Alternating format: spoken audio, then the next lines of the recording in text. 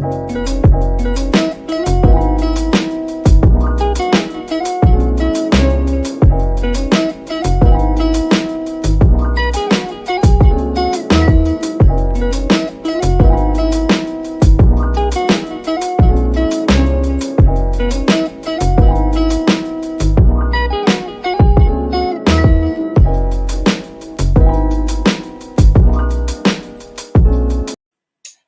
morning. Good cold morning. Oh, it's cold here. Okay, I'll wait for some more people to come in, so I'll play a little music. Hello there, Bush baby. And I think Diva will be coming in, and then I have another guest that's going to come on, and we're going to discuss some things. We're going to talk about some strange things. I don't know what's going on here, but the ghost of Star Marie returns.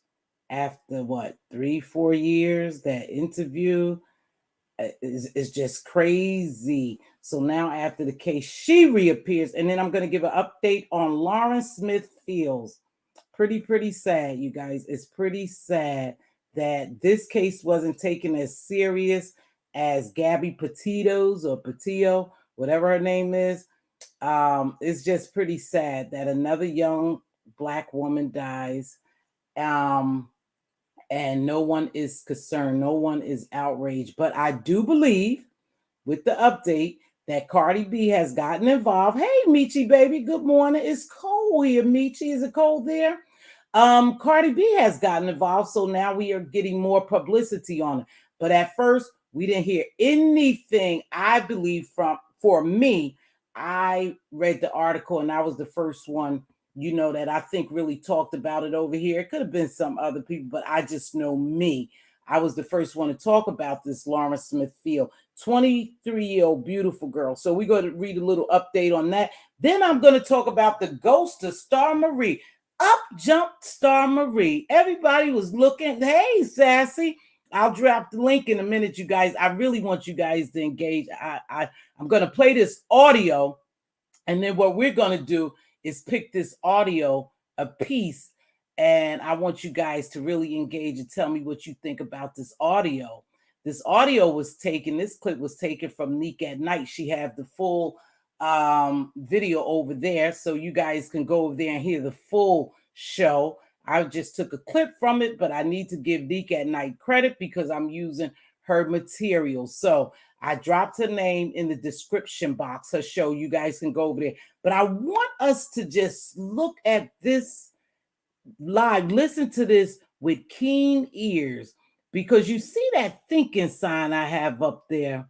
I'm beginning to think something smells kind of fishy here from this Star Marie. And I want us to make sure that we listen closely to the inflection in her voice, the emotions, and how she talking, the terminology she uses. Also, the terminology that Neek used that I just want you guys to listen to it. I didn't agree with the terminology, but however, we're going to pick this apart. We're going to do a little investigation things today, okay? I'm going to drop the link in a minute for Sassy. Sassy's going to come up and join me. I really enjoy Sassy. So I'm dropping a link for you, Sass. Hold on. Because this is some bull. This is some, you guys, this is some bullshit. I don't know how Star Marie just comes back after this whole case is over. But I want you to listen to her and hear some of the things she's saying. We all do know that she suffered with mental illness. She stated that several times. Good morning, Sephora. Sephora, I missed you. I'm so glad you're here because I want you to help me understand. And what does this sound to you? Now, anything I say is my view, my opinion, and my perspective. It doesn't reflect my panel or the chat. Is me, right? So hold on. Hey, baby. So I dropped the link with Sassy. Come on, she'll come on. But I want us to listen to this. But let me get to the update first. First, let me do some housekeeping. Thank you for joining me. I really appreciate it. Please make sure you drop that diamond. And when I refer to drop that diamond, that's hit that like button. That helps me get into the algorithm. And I appreciate that. If you haven't subscribed and you enjoy this content, this vibe over here, please consider subscribing. Good morning, really, B baby. We need to keep talking. Yeah, I'm going to keep talking about it. BB Nice, good morning. I'm going to drop the link in a minute. So with that being said, if you like what you're hearing over here, please share me out, but don't forget to hit that like. I appreciate everyone who shared me out. Good morning, peace, love. I appreciate everyone who shared me out in the past and who likes the video. Now let me say something. I don't always see everyone in the chat. My gemologist is on top of everything in the chat. So if I miss you, if I did individually speaking, please charge it to my head and not to my heart, because I don't see everyone or I don't see every comment. I have to stay focused. I think you all are well aware and in tune that sometimes Mz.Teavalocity gets a little bit off track here, and it'll cause me to go everywhere because I do have ADHD. I do. So I need to stay focused. So if I missed your comment, I humbly apologize. I will address a comment that Purple Peach asked us, a question she asked Sassy and I the other day when I was on, okay? With that being said, the link is dropped when Sassy get ready to come up and BB Nice. That'll be fine. If anyone else want to come up, you're welcome to. But I'm going to start out with this beautiful, beautiful sister here. My heart is broken for Lauren Smith. Now they want to investigate because CardiB, I believe, had put pressure on them. Even though she had her stuff going on, she put pressure on them. So now they're looking and investigating more into this case. But I want to read you the update from 1027. I want you to follow me. So give me a minute. I hate reading.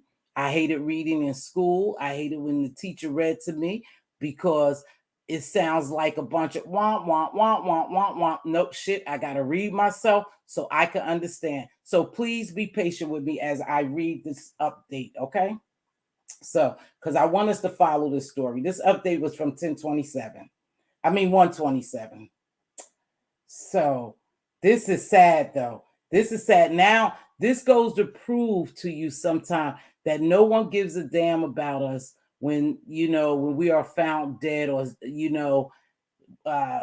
something happens to us. 23-year-old, a beautiful young girl. I don't know what she was into, but she met this dude off the Bumble app, and they neglected to even interrogate or investigate him because they said he was a nice man. And after 3 days of her and this gentleman talking, she decides to invite him to her home for some drinks. And she ended up dead. But because he called and he was a nice guy, they never bothered to investigate him. So please just stay tuned while I read a little bit of this. And this again was on the 27th. So it says, police in Bridgeport. Let me get my glasses. Police in Bridgeport, Connecticut have opened a criminal investigation into the death of Lauren Smithfield after weeks of criticism over the department's handling of the case. Remember last time I said that the parents were so upset because they didn't want to investigate. The 23-year-old Black woman was found dead in her apartment in mid-December, shortly after meeting a man from a dating app. Members of her family have accused the police department of failing to notify them of her death and mishandling subsequent investigation and intent to sue over. Their attorney described it racially insensitive handling of a case. So the family is going to sue them, right? So let's go. I want to go here. So this is what they just released her autopsy, right? And so now they found her death to be a drug overdose. That's what they said it is. The examiner concluded a mixture of drugs as an accident without knowing who provided the drugs or how it was ingested. They said she took fentanyl, she took promethazine, alcohol, and is another one they said. Now, that's what they say. So after they did the autopsy, they said that this young lady had died from basically intoxication, drug overdose, intoxicants, right? Now, who provided the drugs for her? And if she had got that, intoxicated, because they said alcohol was involved. And this guy claimed that she went downstairs. She got a call from her brother. She went downstairs. She came back up. She was extremely high. Now, this is his words. She was extremely high, went into the bathroom. When she came back out, she laid down. And after that, he noticed she wasn't responding, and he called 911. Really? You have been sitting there with her having drinks. Now, do we know if the brother really met her downstairs? Did the brother give her those drugs? Well, they investigate now, so hopefully we'll continue to get answers. But they did release her autopsy. That was the finding, that it was accidental death due to drug overdose. And now that's crazy. After all these weeks, that's what they come up with. But I already knew they was going to say that. They wasn't going to deem it foul play because they didn't want to involve the Caucasian gentleman that was such a nice guy, that they didn't want to ask any questions because he was such a nice guy.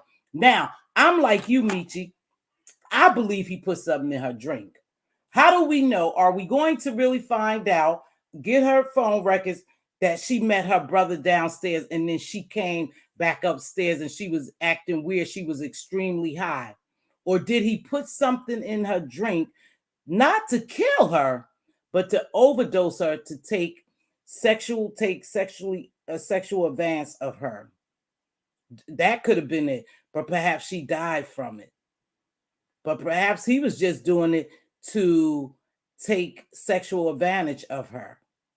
But I do believe he's involved. But will they use the brother, even if she did talk to her brother on the phone, right? Yeah, I think he was a police officer. I think you're correct. Now, even if she did talk to her brother, do we know her brother supplied drugs to her? Or she went down there and got high with her brother? See, that can easily be covered up. We don't know the amount of time she was down there with her brother. What was her brother and her interactions?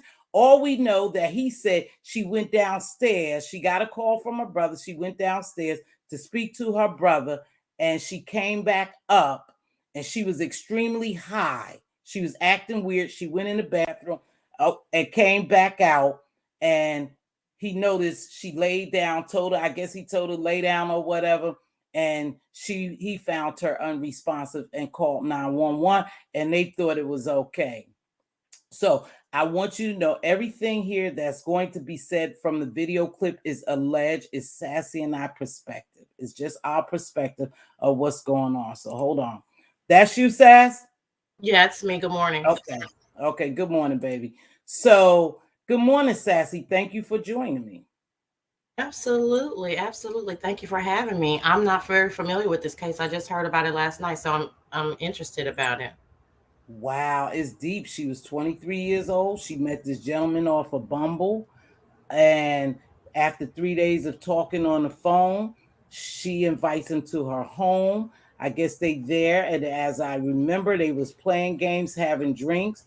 The brother called. She went down. Now this is their story, not mine. She went downstairs to meet with the brother. She came back up. She was extremely. She appeared to be extremely intoxicated or high. Went to the bathroom. I don't know how long she was in the bathroom. Why did she go to the bathroom? Did she have to use the bathroom? Did she have to vomit or whatever? I don't know. It's missing pieces. She came back. She laid down. Supposedly he stuck around, but then he noticed he went to work her up or something and she was unresponsive. So he called 911. They came to the girl's apartment. They found her unresponsive. They thought he was a nice gentleman, and they allowed him to leave. Mm-hmm. I heard that part. I had some questions. I didn't know you. Are you gonna play something, or you were done with that? No, we can stick on this subject. Then we're gonna turn over to the ghost that reappeared, Star Marie, and what's her purpose for popping back up. So Okay. what you could talk about it. Go ahead, babe. Anybody Okay. else want to come join us? There's the link. Thank you for joining me this morning. Go ahead, Sass. Yeah. Good morning, chat. I still have my head cold, so y'all forgive my voice, my I deep. hear it. Okay. Okay. So I have a few questions. So they know that definitely she met him on Bumble. Do we know how old he was? I want to say they referred to him as an older gentleman. So with her being 23, I believe somewhere I heard he was 38, 36 or 38. Anybody know of this case? Is that correct? He was like 38. Okay. Okay. So So that's that's not not really old, but that's he's not older than old. her, Yeah, but 15 older years than her. older than Yeah. her. Okay. Okay. And I heard the family said that she's not a drug user. Can you guys remind me what fentanyl and the other one, what those are? Like what? I mean, I'm not really familiar with them. Like, is it like a meth or is it like a No, pill? fentanyl is a pain Oh, medication. pain. Okay. But promethazine is more used. Well, people get high off it. It's like a codeine. People used to get high off codeine. They get high off promethazine, because sometimes it is accompanied by codeine. So promethazine is that fentanyl is a drug that's used to treat something severe pain like a Mm, Dilaudid or something. So fentanyl, I think, seems to be the get high drug now. How they getting a hold to fentanyl, I don't know, but it's a pain reliever, but a okay. strong pain reliever, Right. Right. To the 10th degree kind of. right to Okay. the Okay. 10th degree. Gotcha. Okay, so he's 38. This is a new drug that's out that these people are using. Mm-hmm. Um, yeah, I think that this is interesting. I can kind of see why it didn't get as much attention as a Gabby Petito. Um, Right. because I mean, obviously, I know that we're going with the race thing, which is probably more than likely true. With everything, it's really weird that we're in 2022 and we're still talking about it in these terms. Mm. However, it does seem like if he did have something, if he was doing something nefarious with her, he followed the protocol correctly afterwards. So, what? That's you really big? It's me. Okay. Sorry. Hi, Sorry Melly about that, B. Sassy. Oh, no worries. So I'm not. I'm wondering, like, if he follows the correct protocol, which is to call 911, and report everything that happened and not lie about anything. What I mean, what is the autopsy going to prove? We can't prove that he gave it to her, or that even that they weren't doing the drugs together, and he just doesn't want to say that either. Like if there's no, I'm assuming there was no. Do we even know if there was penetration? No, it did say all that. No, Yeah. it did not say. No, but Go ahead, so really big. yeah, I'm finished. I just did a podcast on this last night, so I have What? some newer information. And I just Go wanted ahead. to. So you're right, Sassy. They can't prove that he gave her any of the drugs, but I think the family that I guess there's a way to tell, if there's like ongoing drug use in the body versus this was just, something that had happened. And yeah, that cocktail, I don't want to use the word, but that cocktail is some of the drugs in that cocktail are drugs that are used in, date assault type situations. Okay. And so that's one of the suspicions. But the police, not only did the police let the man go without questioning him, without getting any type of formal statement, but they didn't even collect evidence that could have possibly been used to determine whether there was some sort of foul play and to debunk this man's story. So for example, they found a week later, they wouldn't let the family in her apartment. the police didn't, collect a lot of evidence. And a week later, when they finally released the apartment, the family found a whole lot of things in that apartment that could have been evidence. For example, they found a pill, just a random pill she didn't have a prescription for. They found a used condom. He said they didn't have sex, but there was a used condom in her trash can. Doesn't mean it was his, but again, why didn't the police collect it and see if it was his DNA, or at least at the very least maybe the DNA belonged to someone else who could have been a witness or something like that. And so there were just inconsistencies that the police never followed up on. And again, like they didn't even notify the family. Her family was looking for her. They went to her apartment and there was a note on the door saying, if you're looking for Lauren, call this number. And the number was her building soup. And he said, oh yeah, she died. The police were here. I've never heard of a situation where the police don't notify the next of kin. And when they contacted the police said, oh, well, we didn't need to call you because we had her passport. We knew who she was. What city was this? Sorry? What city did this occur? This is in Bridgeport, Connecticut. Okay. Let me ask you a question. Was he a police officer? No, let me say this based on the information that we have at this point, he wasn't a police officer. However, his neighbor said that he has connections to the police department. D.L. Hughley spoke about this on his show, and Roland Martin also did a segment on his show. And because at first the police weren't even releasing this man's name, but now they have released his name. And one of his neighbors stated that he does have connections to the police department, but I don't have any deeper information than that. Like, I don't know what that connection is, if it's a family member or whatever. I don't know. But I don't think right now I don't think he's currently a police officer right now. And I have a few more questions, BB. Really, BTV. No problem. Okay, so they didn't Bridgeport, Connecticut, racist. Okay, I forgot my. Yeah, okay. I'm just trying to put it together. I'm sorry, I forgot my question. But you know what this seems to me? It seems like they're treating her like a prostitute. Exactly.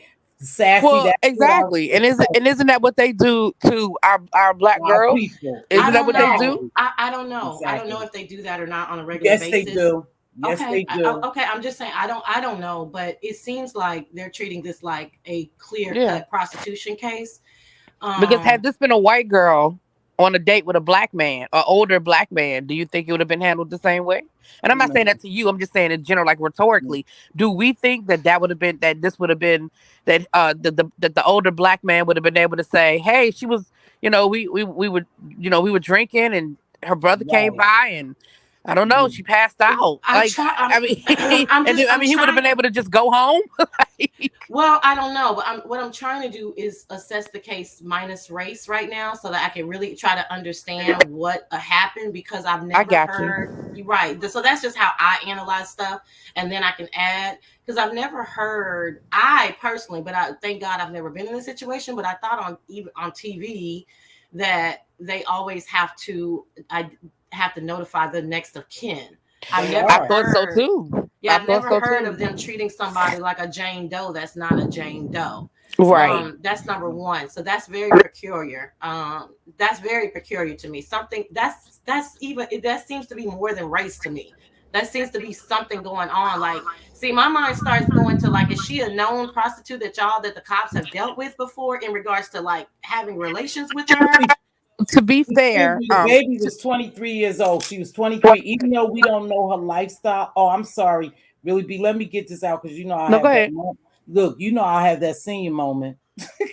So listen, whether she was a prostitute or not, and we don't know what she was doing. We just know she was on Bumble. We do know that they call that other place back door, backspace, whatever that is. We know that's an escort service. This seems like it was just a dating thing going on. Perhaps she could have Right. been Bumble into. is just a dating I Right, understand Bumble is a dating site, but I right. also know that people use it. What I'm trying to say, w- I'm not trying to say that she deserved it. What I'm trying to get out and what I'm trying to assess is why were the police also, you guys are saying, okay, let me finish my thought and say, okay. why were the police so um so ready Indifferent. and willing, indifferent, so ready and willing to dismiss everything about this case. If this girl has a passport, that Mhm, right there tells you a lot about a person without knowing about them, right? So mhm, then you start thinking, okay, well, I know that there's people that are going to be looking for this person. These are things that the police, before they start to push all of this up under the rug, there's somebody is going to be like, no, we got to do this or we got to do that. It's almost like I'm trying to say, like, was she into something that they knew about in regards to, do are they involved in it as well? Like, was Right. she, where was one of them her trick at one time, and mhm. something else seems off? Interesting. I Yeah, I To something be else think seems fair, off. to be they have that to be code though. If he was well, to be involved, fair, I'm sorry. Go ahead. no, I'm sorry, I didn't mean to talk over you. To be fair, Sassy, when I was doing research to do the podcast last night, I did come across one of the podcasts that I listened to. I love true crime, so one of the podcasts I listened to, they had done a little show on it, and they did what's the word I'm looking for? They did examine the possibility that this may have been like that. Maybe she was a sugar baby. They talked Mhm, about how Bumble is a legit dating site. However, there Right. are ways to use legit dating sites. Absolutely. If you right. use the right code words, if you use the right, and Absolutely. they were Mhm, saying how she did do a lot of traveling. She was a college student, didn't have a lot of mhm, money, and so that was something that was brought up. I mean, it was something that was explored. So to be mhm, fair, that's a good point of view that you're coming at it. And it was talked about. There's no definitive proof that she had a habit of dating older men. There's no definitive proof that she had a mhm, habit of taking things from men in exchange for whatever. But there was a conversation that because this man was older, and her Well, family. for a Yeah, 23-year-old, that's not a flight attendant, to have a passport is a bit rare. Okay. it is. So I'm just saying, like, I know people are trying to get to the race part, and I can Mhm, respect that. But for yeah, me personally, just being new to the situation, I'm always going to assess it like a defense attorney, and right, I'm right. that's just how I'm made Right. up. And that's So why I said, to be fair, that's fine. that was a conversation. So I'll give you I'll let Mz.Teavalocity know the name of the podcast was the And I Western watch true crime. well, I watch. the one that I listened to Okay. that talked about that possibility. And it's only like a 30-minute podcast. I'll get you the link. It's called the West Trail, the West. It's about cold cases, but they okay. Okay. did but they did this one again. It's not a lot of information, but Mhm. they wanted to bring awareness to it. But I'll get you guys. I'll get you the link, Miss T. All right. I wanted to come on because, like I said, everything was so fresh. But I'm going to Oh, hop Yeah. off. I gotta jump in the shower and get yeah. ready. But I'm still in You bed, stay so I warm gotta up jump in the there, shower. baby. You stay But warm. I know you I'll be shoveling that listening in snow. the chat. I'll be listening. Okay. Okay, really, B. Thank you so much for So All that right, info. thanks. thank you so much. I really appreciate that. I didn't know all that. But what I do want to say, Sassy, I respect what you're saying. And I'm not looking at it as a race thing. I'm beginning to look at it as more of a code blue thing. Yeah, something's That's going on honor here. amongst police. Yeah, so, So and I don't know.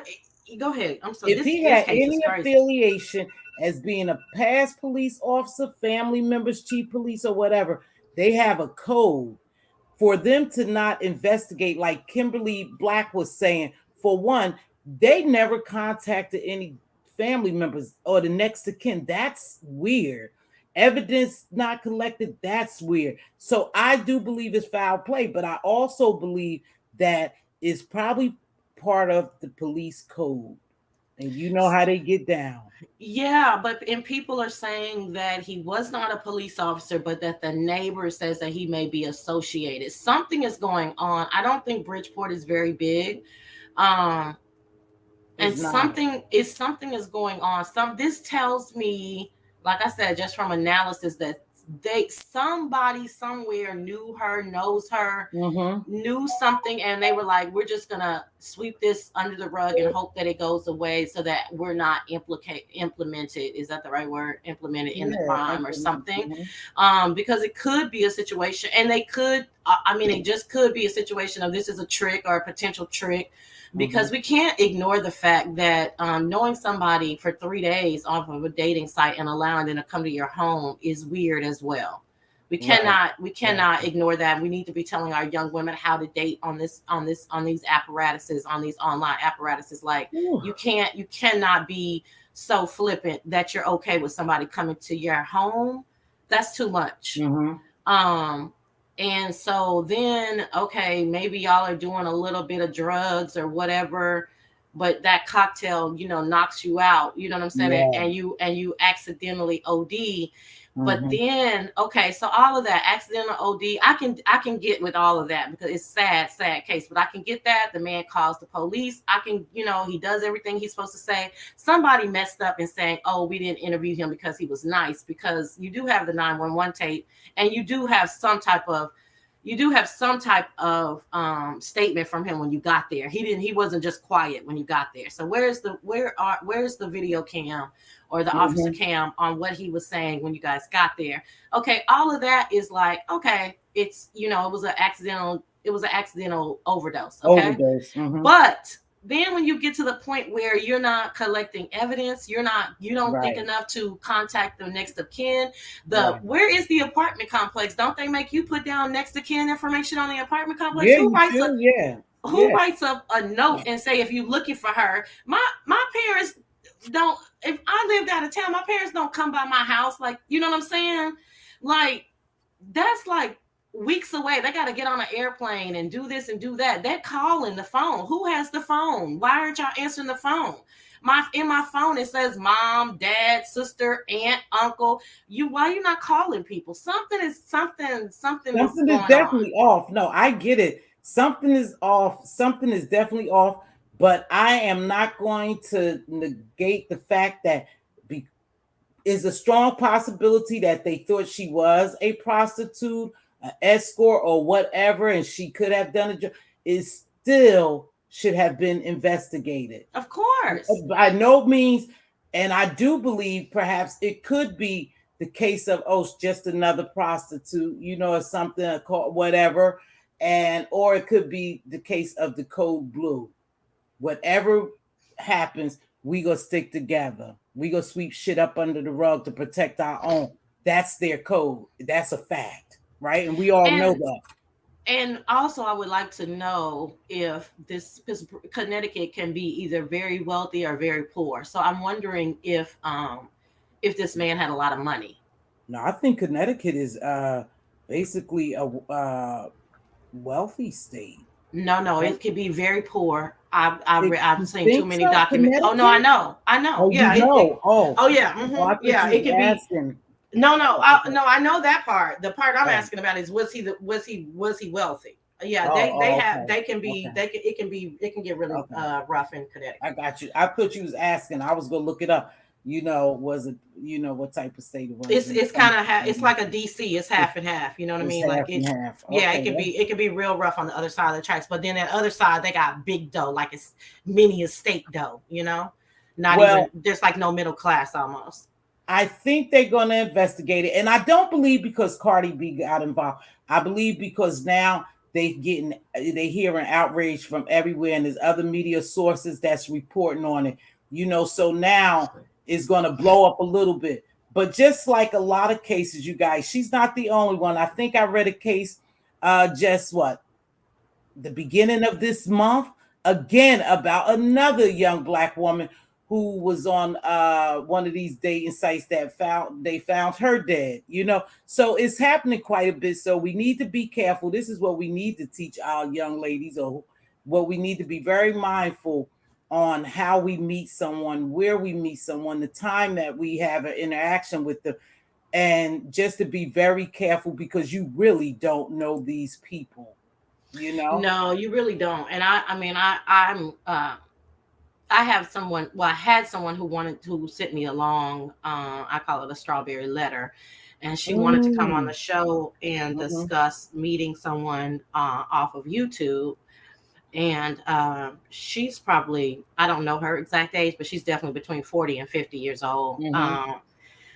Has a career, blah blah blah. But anyway, it was not a good situation, and now she's being harassed and stalked, and it's just not a good situation. So the way that people are meeting each other nowadays is just, it is what it is, and unfortunately, over the phone, you can only tell so much about a person. You know, you really have to meet them. But like I said, a lot of young women in particular are finding, you know, like they say, like this, I think Sephora or somebody else said, the webcam game and, you know, the prostitution game are very lucrative, and it's like the new drug game for these girls, you know. And no, go ahead. Nope, you go. Oh, you're so silly. But and so they're into this game, they're into traveling for it, because you know, the Republicans kind of succeeded in trying to wipe out the middle class, so they know that there's no more or generally no more get a job, you know, get a nice little job and, you know, and a white picket fence. Like, you know, people aren't staying at their jobs for 20 and 30 years anymore. They're moving around like crazy, you know. So they understand that, and so they're trying to get the game. Plus, you know, they're trying to get these, whatever you call these, the surgeries and be, you know, influencers as Instagram models and all that. It takes a lot of money, so they, you know, just going to college and going to school is not going to do that. You know what I mean? You gotta have some big dough to go in the Louis store and front. But so we really, that's where we really need to start. Like, this is really a dangerous game you're playing, you know. So if she wasn't, if I'm misspeaking and the, you know, on my assumptions that she wasn't some type of webcam model or into some level of prostitution, then that's very dangerous. Like I said, it's even dangerous. I was telling people it's even dangerous to drive your car to go meet someone new, because all they have to do is take your license plate, and now they know, you know, a lot bit more than they knew about you. So people really should be taking Ubers and Lyfts to meet people that are new. So it's just real. Yeah, there's a lot of things that we need to be talking about. I'm glad Roland and DL Hughley and now Cardi are on it. But I can see why this particular case, I just don't know what type of redemption we're going to get from this case, because there's just, I mean, oh boy did what he was supposed to do, and now, I mean, where else is this supposed to go? I mean, a young lady lost her life. I don't think it's going to go very far either, because once you label something an overdose, that's what they chalk it up to. That's what it is. It was by overdose. And we know that they are now dipping with the fentanyl and the promethazine. I remember I had to get some promethazine and last year, and I'm around a lot of Walgreens, CVS's, pharmacies. Every pharmacy was out of that drug, because they had gave me the one with codeine. You could get it with codeine or without. Because I'm a smoker, I'm not bragging about, I have to get the one with codeine because I have a consistent cough. When I get a cold, it lasts a long time. So I get the promethazine. I couldn't get it anywhere, right? So my close by pharmacist that I use, Walgreens, said that they had robbed them the night before. My God. 2 nights prior to that. Yes, it's very lucrative. You could sell it. It's very lucrative. Maybe you could get $1,000 for the whole bottle of promethazine. You know, with so it's a popular drug. It's a popular drug that people are using. It's very strong because it has codeine in it. Now, and the fentanyl is super duper strong, you know. So these people are mixing these cocktails and they having a good old time, and it can cause an overdose, especially the mixture of fentanyl and promethazine with alcohol. And I think it was another drug they had included. But anywho, I'm going to continue to follow this. I hope they do get outraged, but I'm like you, Sassy. I don't think anything will come of it because they already ruled it an overdose. And that's perhaps why her parents didn't put out the autopsy that they had gotten done. Exactly. because they ruled it an overdose. And it's easy to rule something an overdose and just let things in there. It's Because where else do you go from yeah, there? you can't go anywhere. But I'm like Kimberly. I'm going to believe this in my heart and in my soul that it was a virtuous cover up by the police. That's just me. It got to be something. I mean, I'm telling you, they didn't follow protocol, and I hope that I have two things. First of all, in hopes of this case, I hope that one of those clout chasing ass lawyers helps this family with what Exactly. helps this family with what they're supposed to be doing, because at this point, listen, I know you lost your baby girl. That's really sad. But this guy seems to be he crossed all his T's and dotted his I's. If he had something to do with it, it's just a big if. We have no idea. They could just have been simply partying and things got out of hand in regards to the OD, right? But what you need to be focused on, and what any type of legitimate attorney would be telling this family, focus on the police. Focus on the police. Because something is not right here. Like, forget about the dude. Do not spend. Okay, the dude, we don't know. You're never gonna know. It's a done deal on that. But focus on why in the world, and focus on that, and focus on this apartment complex. Who is this superintendent that has the nerve to put a note on my daughter's door instead of going to her file and calling her next of kin or Googling or whatever the fuck y'all supposed to do when somebody dies? Like, focus on the stuff that you can wrap your hand around. Okay. That would be. And let me say this and I apologize. Let me say this. No. I definitely believe that we need to the Black Gabby Petitos, and this is how I say this. This is not a Black Gabby Petito situation, but when we have our young Black women and their husbands and their boyfriends, people that they actually know, the people that they're sleeping with the enemy, when we have them and they go missing, we need a task force. We need our own task force. We need to stop reacting, and we need to be proactive, and we need to get a task force in hand.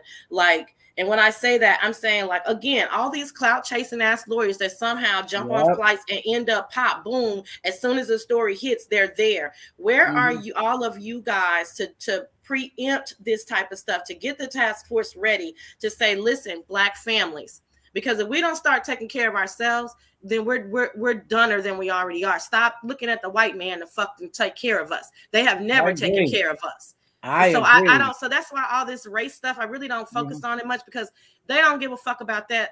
They've been telling us that for 400 years. So I'm not really sure what we expect to be different, but what we should be doing is placing some type of community grassroots effort on, listen, when this happens to your child, because this is the point, that when it happens to your sister or your aunt or your mother or your daughter, now you're in reactive mode. No, let's preempt this, and let's say, listen, before this happens, what can we do so that people will have a phone number? People, meaning my people, the Black people, will have a phone number to call and say, listen, no, CNN is not running this story 24 hours a day. My local news won't take this story. What do I do? And then you can reach out to, that person can help you reach out to Roland and DL Hughley and Cardi and Beyonce and whoever else, hell, Kim Kardashian, whoever you need to reach out to.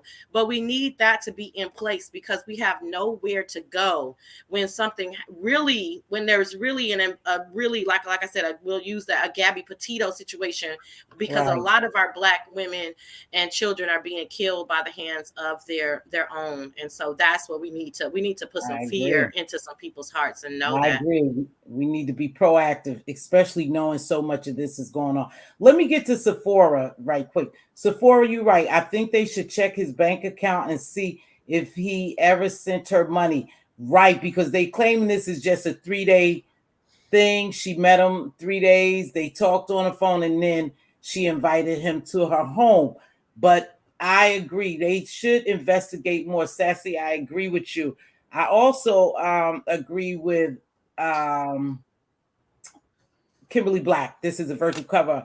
But so we're going to keep our eye out, you guys. I'm going to check out DL Hughley. But now that we have, people that's speaking out, perhaps we'll get some answers. It's not going to be the answers that we want. I want to assure you that.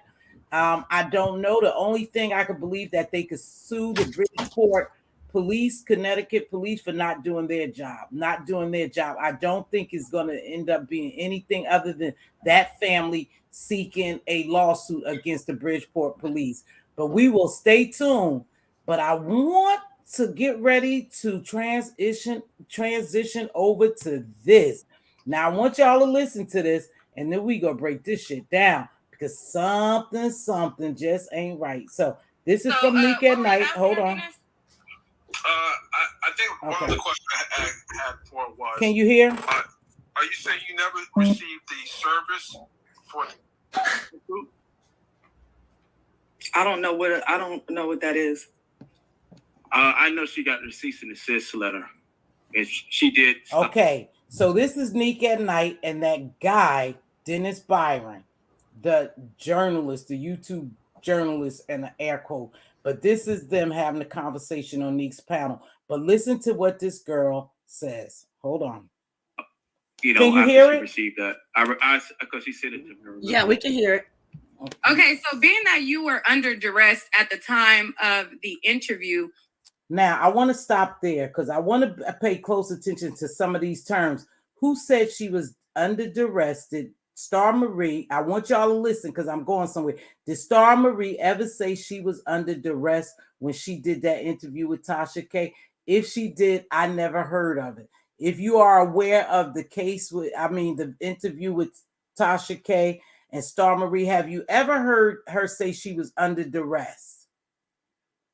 I haven't, so let's continue.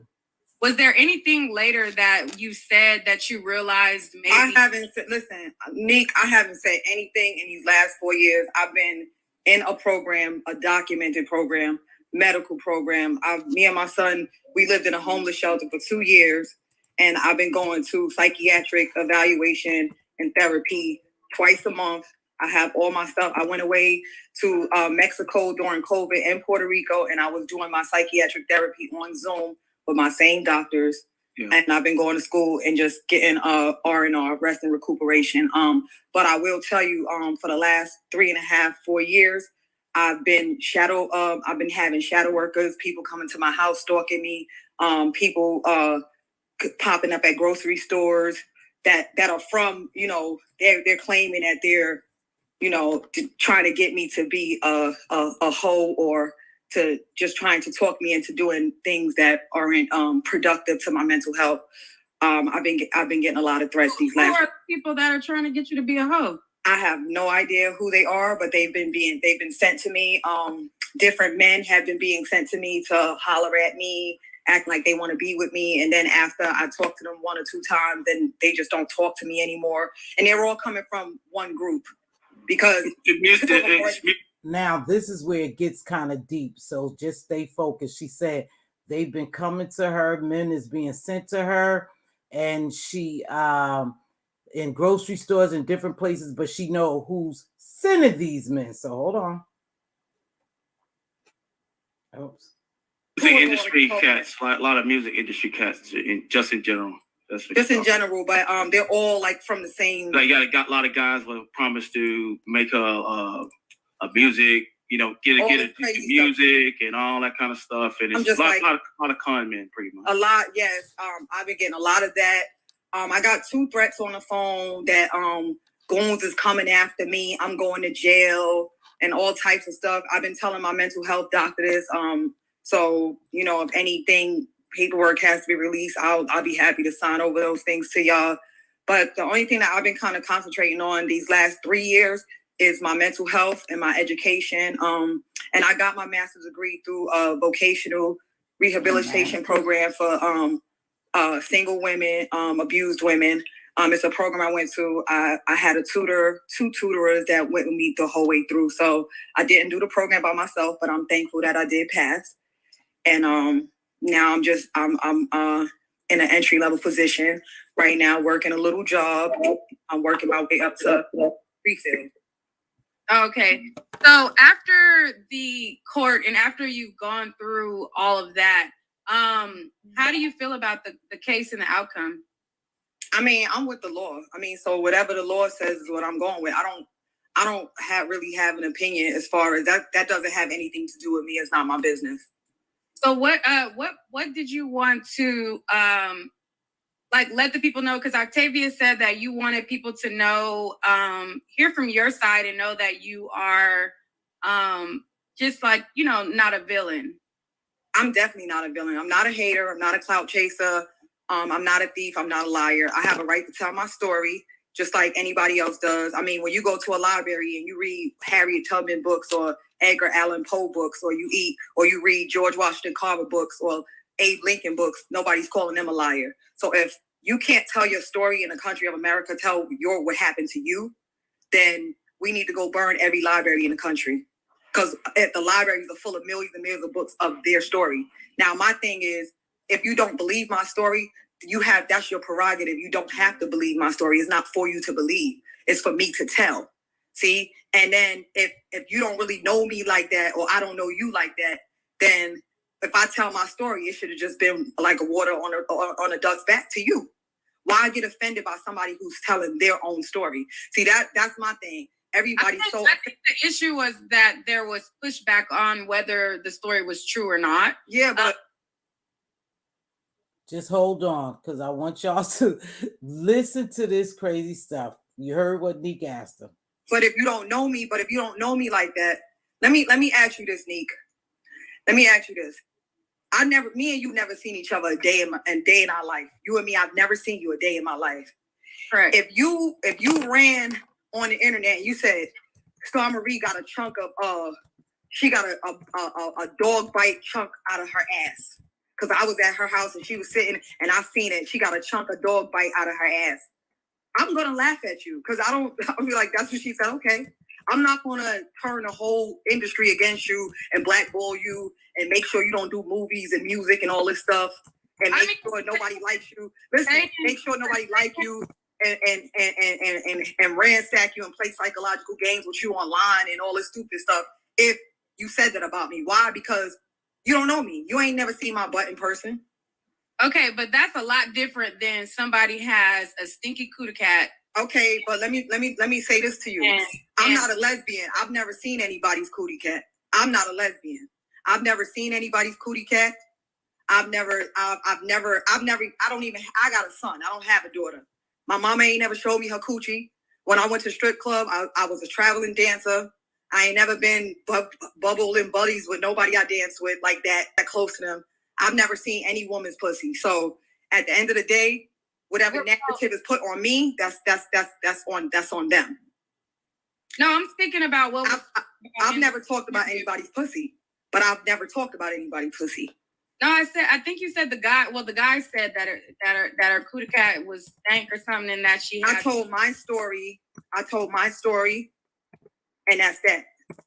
Now, slander is one thing. When you call somebody a crackhead and they've never taken crack before. Just listen to her now. She's going to say slander. She's going to explain slander to us. That's slander. When you call somebody washed up and you ain't seen them take a bath. Right, that's slander. Diva. Okay? When you call somebody a clout chaser and they ain't never chased, and as soon as they get on their own, they start doing better in life than around people, that's slander. If I'm such a clout chaser, then why am I doing better now that nobody's fucking with me than when people were fucking with me if I'm a clout chaser? See, the only person that's been slandered is me, Neek. I have not called anybody ugly. I haven't called anybody a crackhead. You don't think it was slanderous to make the herpes allegation? You don't think that was slanderous? I don't understand what you're talking about. But she don't want to, like I said, she don't want to rehash anything that can get her legally in trouble with it. You know. No, it's not about that. I don't understand what you're talking about as far as the allegation is concerned. Mm-hmm. I said what I said and I saw what I saw. I never said anything about anybody's pussy because I have never seen anybody's pussy. Mm-hmm. Okay? And another thing, I get cold sores myself.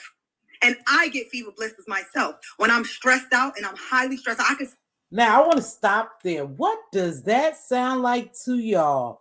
Bingo Queen Diva. Now, to me, she mentioned that, she had to take off for, I guess to recoup from everything she's been to. She suffers with mental illness. and she don't believe anything she said, that she ever indicated at no time that Cardi B had genital herpes. She said she never said that. Now she's going to go into like she was talking about a cold sore. But if you listen to how she talked, and I don't know who this guy is, Octavius, who's I guess helping her speak, who's a friend who's been with her through everything. I don't know what their purpose is, but it sounds like a setup to me. Sassy and chat, what is your take on Diva hit it? It sounds like she's coming for somebody, but it does not sound like when she used the terms, when he used the term industry people, goons, I'll be willing to turn, I have everything. I'll be willing to turn these documents or these papers over to whomever needs them. What does that sound like to you, Sassy? I'm probably gonna go with what Sephora said. I think she's playing crazy. I think that this sounds like I don't even know if you want me to say this. I mean, my initial thought, especially in the timing that she came out and all this, the story that I just heard this. I'm not even familiar with this girl. Sounds like to me somebody paid her to go away, and now they told her she could come back. Oh, damn, good perspective. But they pay her to go away, and we do know that Cardi B dropped the charges, we know, against Star Marie. They pay her to go away. That's a good perspective, Sassy. Damn, I didn't think about that. But now she's back. But now she's back using terms like, if anybody was slandered, it was me. I have people chasing me. People, she said she almost ended up in sex trafficking until this guy came and I guess came and took her away somewhere, protected her. Her son had went somewhere. She's getting help. She's getting the help she needs. Now, why would you come back to this? And why would you say that I have a right to tell my story? So now you're frequenting YouTube platforms again, telling your story, but you say you want people to leave you alone. But why did she return now, Sassy? Because Tasha and her husband told her that she could. It's safe to come back now. It's all over. Because how does a woman who is living in a homeless shelter for 2 years afford to go to Mexico and hide out? I thought about that. So if they did do that, let's just say, let's go there. Let's go with that narrative. If they did pay her and now it's over and they say it's safe to come back, why is she making those statements though? Because she's being groomed. Groomed for what? Okay, so if it's my theory that she's on the Tasha K side, right? Then whoever, I should stop saying Tasha K, but the machine, yesterday you asked me, and all this is allegedly, we don't know. Of course, I have no idea. We don't but if the machine sent her away so that she would not be, mess up things further or jump on, especially she sounds like she's likes some attention, and if she has the propensity to seek attention, then they can't just have her willy-nilly out here jumping on everybody's platform, you know what I mean? And they can't have her messing up stuff further than it was already messed up, because again, it is my belief that this was that Tasha K was very focused and she could not have outside people messing up stuff, Okay, so if we're going with that theory that they sent her away and said, okay, you can come back after the trial is over if you like, but if you do come back, this is the play. Hold that thought, because now this part, she said Tasha K contacts her. Allegedly, Tasha K contacted her before court. So let's listen. I think this is me right now with a cold sore on my motherfucking mouth. Okay, so damn near 90% of the population gets cold sores, especially if you're from cold weather climates. Your lips get chapped. I'm from New York. You're stressed out. You're gonna get a cold sore. So I don't understand why is why is having a cold sore such a crime in America? Because it's an allegation like it's nasty. You're telling me that it's an allegation like having a cold sore is nasty. Are you saying that having a cold sore? No, I'm saying that it was insinuated that she had an STD. But who insinuated that? Me or the bloggers? Who insinuated that? Listen. It was insinuated in a video. It seemed like from both of y'all. But you. Oh God. Okay. No. Why. See, this is why. Listen. This is why. Well, from what I remember of the live, she did say, well, it could be cold sores, because she talked about the multiple types of herpes. But like I said, the thing is, as far as the herpes, now that's a lie, because she clearly said that she had to give, or Cardi B, she remembers seeing Cardi B with boxes of monostat. You don't treat a fever blister or what they call a cold sore with no damn monostat. Who do this trick think she playing with? But anywho, I'm not mad at her. But let's continue, because she's going to say Tasha K contacted her. I think is on this one. Like, I think that we should just let that go, because it's all it's going to do is open up some, darker scenarios and stuff like that. And why is having a cold sore on your mouth a crime? Because yes, when I was on the show, I did educate. I did educate the blogger. I did educate the blogger on what a cold sore was on the show. I educated the blogger and even in my live, I pointed to my mouth. Mm-hmm. So I'm trying to figure out insinuating what. Because a cold sore is not an STD. It wasn't correlated. If you had a fever blister on your mouth and you was talking to me and you got mad because I told you that I got something to help you with your fever blister, and you get me fired from my job because I wanted to give you a medication that I may have used for my fever blister, that's not insinuating somebody has STD. That's starting trouble and being disgusting. That's what that is. That's being a hater and looking for something negative so you can bully somebody and start trouble and put their life on the line. And I don't appreciate that shit. Because if I was with you, Nick, if I was with you and you had a cold sore on your mouth and you and me had to go to work the next day, me as not even a friend, a nice acquaintance or associate, if I'd be like, listen, I know we got to go to work the next day. Listen, I done had 1,000 of those cold sores, girl. Listen, use Blistex and put it on here and just pat it there and do this and do this and do that. And then we're going to go. And then you go to work the next day and tell everybody that I have an STD because I admitted to you that I have herpes. Who's insinuating that it's an STD? The person that gave you some type of suggestion, or did you get upset and mad and go back the next day? This is between me and you. I'm speaking on third party. If I told you, Neek, let's go. You gonna use this, so this will be gone, and we go back to work. Go get this money, bitch. Let's do this. And then you get mad at me and go to my job and tell my job this. She have herpes.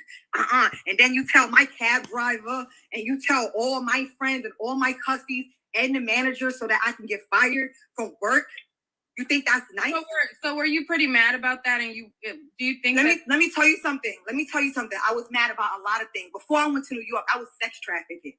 The reason why me and Octavius are very close is because he actually rescued me from. I got kidnapped. I was kidnapped against my will. Yeah, Miami. Just before I went to New York. The reason why I even chose New York, because I wasn't even going to dance there because I'm from that city and I don't really like to dance where I'm from. But I was a traveling dancer. So I figured the money in New York would be equal to the money I needed to make in Miami because I was on a budget. There was a certain amount of money that I needed to make monthly to make sure that I got myself out of what I needed to get. Well, I don't want you to be angry. I want us to be. No, I know you don't want me to be angry, but at the end of the day, if you listen to the interview, I was very calm. I wasn't laughing. I didn't think anything was funny. So when people insinuate things, they're facetious. And all of this stuff about me being manipulative, trust me, I have all the tools that I need in life.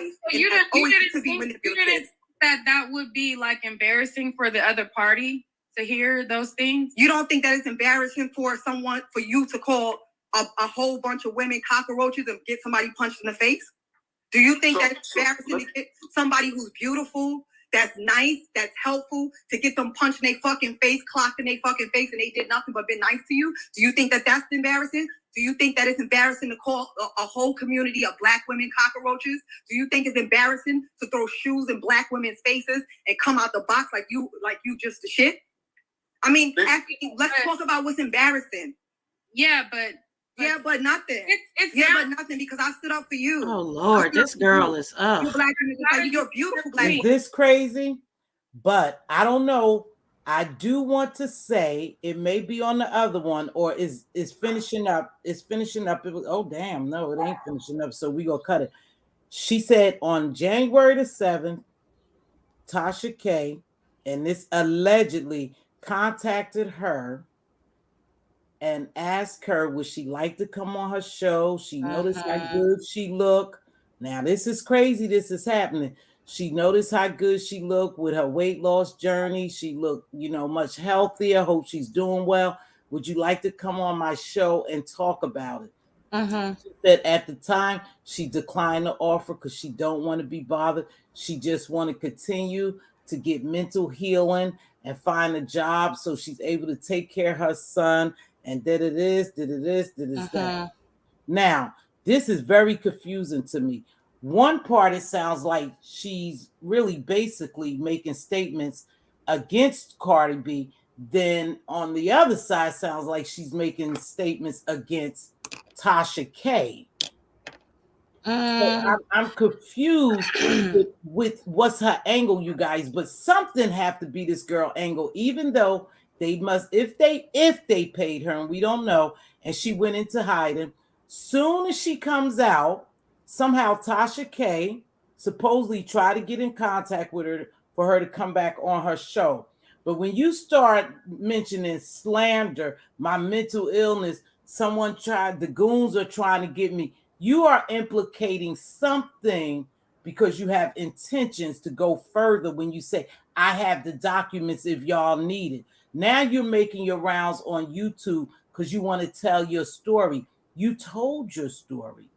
Then you say you didn't live with CardiB, and then you at one point you said you lived with CardiB. So what do you think is really going on, y'all? Do you think it's a setup? I know you guys. I know Don Diva, and you said that she was on Cardi's side. I was really confused by that. It does not appear that she's on Cardi's side at all. Now it does not appear. Oh, okay. Portion of the video, but of that portion of the conversation. But prior, she said when you try to use something to slander someone, what she say, when you try to use someone to slander them and to make them look bad or something. I don't forgot. You know my memory. Yeah. But you remember her saying that?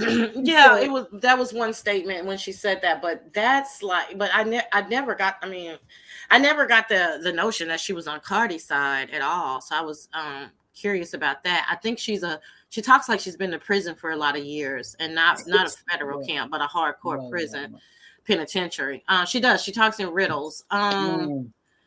And that's probably why whoever paid her off didn't said, please pay this girl off because she talks too much. She's just talking in circles. She's everywhere. Yeah. But she did say when you try to bully. I'm sorry, when you try to bully someone and you do this and you do that, as if she was saying Tasha K used the information that she said or on her show to bully people. That's where I got that bullying. Remember, but see, that's why those people that are like that, you can't let them talk because they start talking too much. That's why she had to go away, because you can't trust them. If they click somebody's link, they're gonna say something out of choice. It's just how it's gonna be. But the majority of what she's saying is, it's ridiculous. And then, like I said, she starts talking in riddles and over talking Neek about cold sores when, bitch, that's not what the fuck you said. It doesn't matter to me that the video is down. I don't even watch this mess and I know that's not what she said. It's just, she just talks like she's had a hard life, or like I said, like she has a life of penitentiary. But if she's been sex trafficked, she's on drugs, she has mental illness, she's been in a homeless shelter, that's a really rough life. So people like that, that's like, she's not well. So anything that she's, well. So everything that she says is, you have to take with a grain of salt. And whoever paid for her to be up in Mexico for the last 2 years understood that. That's all I'm saying. So whoever it was, okay? Because again, I'm going to be thinking like, if this was a case, That's the first thing me and my client doing. We got to get rid of her. You know what I'm saying? Not kill her off, but we got to get rid of her. Legal Beaver. Yeah, we got to get rid of her. She's inconsistent and she's dangerous in regards to by the mouth. Yeah. So I do think that if we find out that Tasha has the interview, that's where I was going in the beginning, just off of basic analysis. But if Tasha gets this interview, it probably is going to be. It's probably going to shut the internet down again. It's going to propel her to another level. Again. I already told you yesterday, this is what I think she absolutely wants. And I think she'll do anything to get what she wants. I still stand by that. And so I think if she gets the interview, then in my mind, at least, it'll be what's the last name? CardiB Studios. CardiB Studios is behind this whole thing. That's just the way I'll be thinking about it, because that's just the way I think. I mean, okay, now here's the flip side. But I think I have 2 recordings here, so I'll just say it. She also said, me and Octavius, referring to the guy who's speaking with her on Nick at Nights, has been trying to get the blogger, I'm just going to say the blogger, to take those videos down. They're ruining my reputation. They making me look bad. Now, that's the confusion. So who is she against? Who is she with? Because I've been trying to get the blogger. I've been trying for years to get the blogger to take the videos down because it's ruining my reputation. Yeah, but that's not bad. See, the thing about that we have to remember is just because you're on that person's side doesn't mean you agree with every single thing that they've done or that you don't have criticism for them. That's not bad. That sounds like a true statement. Like, that's making me look bad. I mean, she looks bad on her own, but you know what I'm saying? That sounds like, girl, please take that down. Like, I know y'all for me. You know, I understand y'all trying to help me out, but can you, you know, the one thing that you haven't done is taking those videos down. You know, that does not sound bad to me. That sounds like a person who is, you know, just saying what she's saying. Again, people want you to be like 100% for somebody, but that's very difficult because we're all our individual people. So if she's 80% her and, you know, 20% the other person, then the overwhelming majority is for her, is, you know, for the blogger or the vlogger. The blogger. That's good misusing it. I think what I'm feeling, and what this is just my perspective, that this girl is setting out to sue someone. And that's just my perspective because of the terminology she's using. Is profound terminology. You know, it's strong terminology. It really, really is. She has no case. I feel like they slander me. I asked that blogger to take the video. It's ruining my reputation. I can't get my mental health together. Just the words she's using will resonate. That's what they will resonate with someone. And perhaps we think that she may not have a case. We don't know the gist of it all. She may, you know, hey, who would it she has no case. What she could be saying, she can sue for slander. I don't know. We don't know. Something is not right. She has no case. Well, she's not right. So that's the other thing too. Her case may be more like a Stormy. What's the Stormy? No, she does. She has no case. I mean, and that's when somebody asked, why did Cardi drop the case? Because Cardi had no case against her. That's why she dropped the case, because that's hearsay. So it was just hearsay. It's no big deal. See, that's what I'm saying. Everybody's in an uproar. Oh, vloggers aren't going to be able to talk anymore. No, you can speak hearsay or your opinion. It's when you start saying things are factual.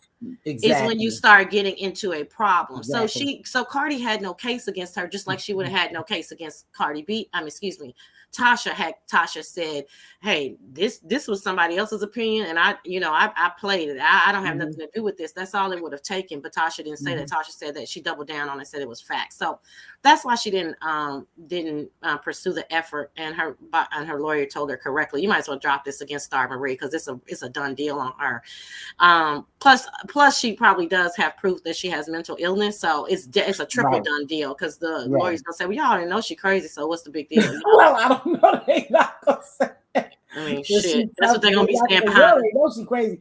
But what I could say is, I'm just going to believe, you know, that she's her with this guy speaking for her and all. Somewhere I think is a setup, or she's going. I just feel that whether she's crazy or not, someone could be pushing to her, you know, behind her, pushing and telling her, "Hey, look, you could sue this for this. You see, so and so just won against Tasha." I don't know, but when it's definitely a money play. It's it's most definitely more likely a money play. And if she's used to being a prostitute, not an escort, so if she's used to being a prostitute with a pimp, then a lot of allegedly. That's what she just said. Okay. She said she was yeah, okay. Yeah, she said yeah. Okay. So if she's used to being a prostitute, then see, prostitutes are different from escorts. Prostitutes have pimps, so that means that a lot of people can pimp you out, you know. Hey CC and TV. So and she's used to being pimped out, you know. So this dude Octavius, whoever he is just pimping her out, and he's probably thinking that she can, you know, get some money from somewhere. It's a wrap, you know. Scheming on money now. Shit, you can say I smell that. They scheming on money, but scheming on money from who? Well, I think it's scheming on money for interviews. And for notoriety and maybe possibly a book deal, because she probably thinks her life is so full of, you know, excitement, or scheming on. Yeah, because I've read or something that she was going on what's that other one? Not The View. Was it The Talk or something? I'm sure they pay. I didn't know that. That's what I read. I don't know if she's actually going. So I think I think the pimp is scheming, you know, is scamming and scheming for money, yes, but for lawsuit, that's a wrap. That she's not gonna get any money from Tasha. She's definitely not gonna get any money for CardiB. I mean, CardiB hasn't done any, you know what I'm saying? It's a wrap. But no, she keeps saying though, no. When you say CardiB hasn't done anything, I'm not saying CardiB, but this girl keep making strongly accusations or indication that is the music industry, the industry people, the goons. People said I was going to send some goons. I know who it is. They using CardiB. At one point, see, it's a long tape. I didn't play the whole thing. I heard her though. Yeah, I heard her, but she's delusional because her pimp told her what to say, and she's quite. she is. Oh damn! I didn't. You know, people's perspective is always different. Now I didn't know to go that route, her pimp and all that. That's what I'm gonna call him. I mean, because you're a grown ass woman that's gone through things. Who is this dude? You know? Yeah, and why is he talking for? And because he saved her from the streets from getting. She ain't got no damn money. And look, child. And then she's talking about, oh, I was about to be kidnapped, or I was kidnapped in Miami. And then here comes this pimp. She might as well have said it. Here comes this pimp in knight in shining armor, swoops down and gets me and saves me from this world. So he behind the scenes pillow talking, okay, because that's how he getting paid. And he's telling her, look, baby, you know what I'm saying? It's time to come out now. Tasha got what she wanted. CardiB won the case. Everybody, we got to keep this going. And she said, okay, daddy, where you want me to go? And she said, shit, I know Neek. I'm gonna holler at Neek real quick and see if Neek wants your hell. Neek said, hell yeah, I want your ass. Come on, you know what I'm saying? Shit, ching ching. She had to go around. Dennis Byron. I know Dennis Byron, not to cut you up, babe. No, go ahead. You know I ain't doing nothing but acting Byron. I know he hates Tasha K, right? So he's trying to get anybody to continue to smear Tasha K's name and try to take her down. But what I do want people to know is Tasha K is live and kicking, and she's doing quite well over there. She had 13,000 people in her live. Let me tell you where I think the play is. I think one of the reasons why she's talking in riddles, I really don't think it's a play on Tasha or CardiB. I think it's a play on money, on how else they can benefit monetarily from the system. That's why she's talking in riddles, and y'all are saying y'all can't really pinpoint who she trying to fuck. No, she really don't. That ain't about them. It's about her and her pimp. And she got to pay. You can't just be laying up with no pimp and not pay them. You got to pay them. Damn, Sassy, I like that perspective. Yeah, that's why she's talking about Sassy, because you making me think this girl is playing. That's why she's making her rounds to YouTube so she could get out there, she could get exposure, and then perhaps you would think, Fox Soul. Exactly. Somebody Then would pick her ass exactly. up and pay her at least 5 to 10 G's. And then her pimp could leave happily ever after if they keep getting enough, invites. Yeah. I never even I mean, because she could go to the UK probably with this story. You know what I'm saying? She can go. Think so? Yeah, they love this type of stuff. Yeah, they're very salacious in there. Yeah, I mean, I'm just saying. Yeah, there's some vloggers over there she could talk to. Yeah, she's just making her rounds right now to see who's biting. And I never even looked at it. I'm thinking, damn, she trying to set somebody up. Ooh, I hope she ain't coming after TashaK or CardiB. But you right. Somebody which direction to go, because she all over the damn place. It's just a sympathy card. My mental health. I was I was in. So you can't come when you come with something. First of all, people like crazy, not like crazy, but they love to mess with crazy. You know what I'm saying? Crazy brings numbers, just like sex or controversy, right? So she in drama, all that. So she's already naturally crazy. So that's what her pimp said. I'm putting you on the air because you already crazy. I mean, I can't stand to talk to you half the time. You just be all over the place. And so it's gonna be a volatile show, which is what most people want. You know what I mean? And then she has to come with some type of sympathy card for those dear empaths that love to see the other side of the coin. I was in a homeless shelter. I had to go away. They were stalking me in the grocery store. Dang, how did you know? And then did y'all catch when she said that they were stalking her? She talked to them for 2 days and they would go away. Well, so you was willing to be pimped out. That's what I'm saying. She's a hoe.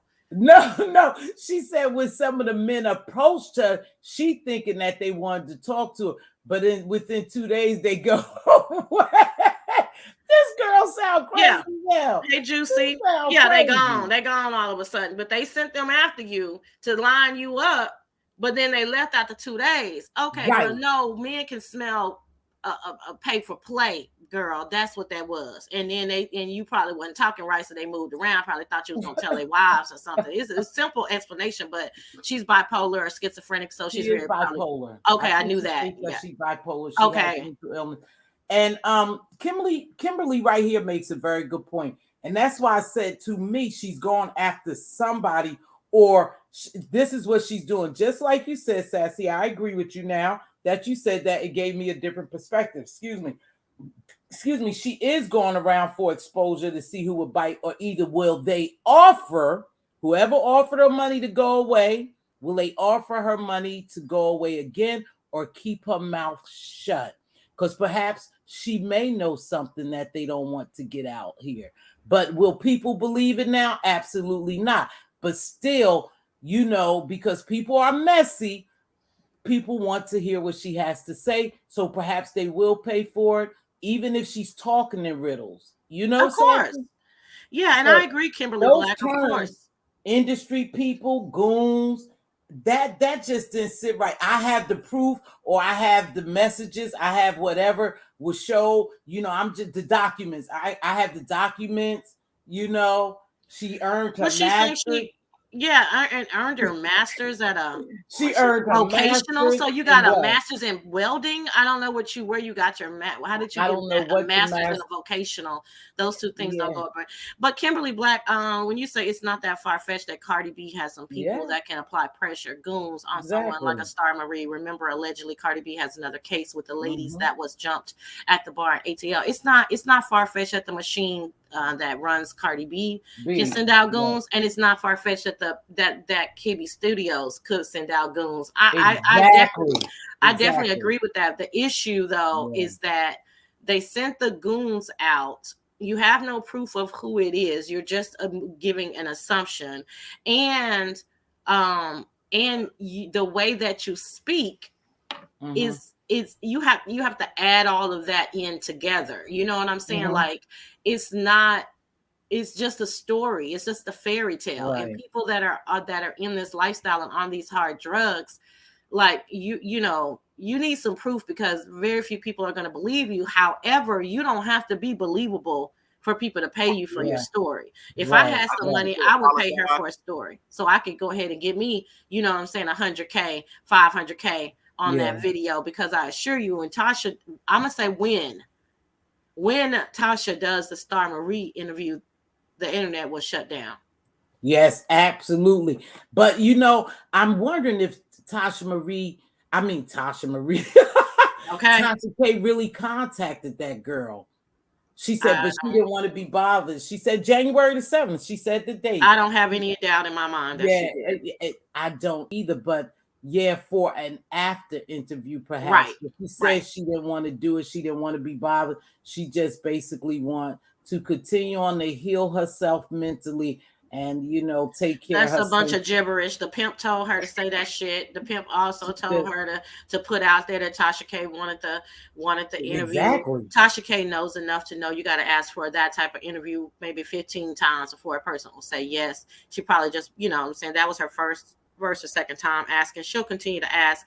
She'll throw some money at old girl. She'll say yes. She'll know that she's going to get the exposure. That's just my thought process of it. This is a money play, but not a money play on those two, except for the fact of, if Tasha's going to pay her for the interview. But Tasha's not, that's not a money play. Tasha's going to make a lot of money off the interview too. But exactly. And then the girl wants to, she wants to be known. I mean, and if they're doing bad, what else is she supposed to do? You know what I'm saying? Like, those type of people. I don't think she can. How old is this chick that she's still out here tricking? I don't know. But I just don't know, Sassy. I just thought, damn, I should just, do my live on this because it was strange. I didn't even watch no YouTube last night. I woke up to this morning at 5:30, and I saw Gossip Girl, and then I heard that Gossip Girl had got the clip or something from Neek. So I watched Neek at night, and I had the notification. So I went over there and heard her and Dennis Byron talking and this girl with this man. I thought, now where the hell she come from? After all these years, she just pops up again. So you guys really, what you said kind of resonated with me because you're right. Perhaps they pay her to go away and now she could come out of hiding and now she's seeking money, to continue her life. Because she probably have no money now. They probably gave her a couple of coins, or gave her some type of money monthly to stay over there. And now that it's over, she's back. She needs to get a hustle on. And that could well be what you said. The little gentleman on the side could be a little pimpola. I mean, that's just how I see it. I don't know. Yeah. What do I know? I don't even know these people. I didn't watch any of this. It's interesting because she's all over the place. I just don't like, again, the wordplay. I don't. It sounds to me like she's setting someone up, but you have made perfectly good sense about this. We'll have to follow her because she was on Neek at Night, and who else platform she's going to jump on, because she said she wants the story to be heard. Even though her inbox is so full right now. Yeah, they laying up, honey, in that motel, trying to figure out who to call first, child. Listen, let me get Star Marie over here. Baby, you better get on it, girl. Let me get Star Marie. No, I'm not really into too much of the celebrity gossiping, but and I wouldn't.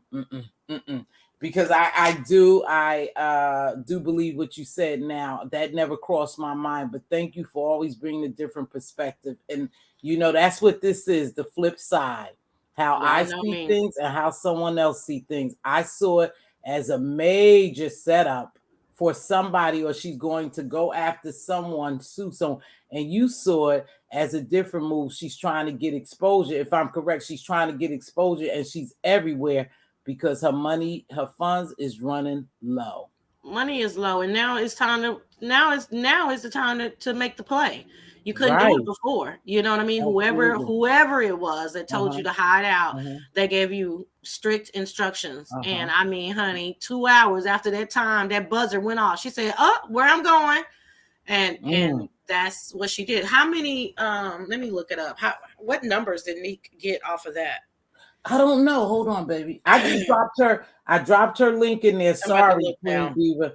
My sister does an excellent job, and I apologize. Like I said, this recording I did is 24 minutes. So she was on there a while, but I was just trying to grab bits and pieces. So make sure you guys check out Neek at Night to hear the full story. And if you want to, we could come back and discuss it. Sassy, I'm not sure even if you're interested in it. But if you want to, check. I probably won't watch it, just to be honest with you. Right. I mean, you know, I have this thing. I'm so arrogant. I'm so arrogant sometimes. I have this thing where, like, damn. I know. I'm just being honest. Thanks Okay. for being honest. Yeah, I have this thing about the do girls or the sidekicks and the side. I be like, girl, you're the side story. You know what I'm saying? Like, I get your play.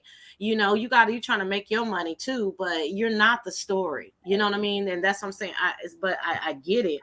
But Nick got 12,000 views, which is very low. Considering. Yeah, she gets a lot of views. That's very low for her, considering, and it's very low for a Star Marie interview, considering. Well, people don't care. I think it's who it is. I think Neek has. I don't know though. I don't know if Neek has fallen off a little bit, but see, that's not going to satisfy her. She's going to have to go somewhere where somebody can get 100,000 views. Foxo. She might go to Foxo.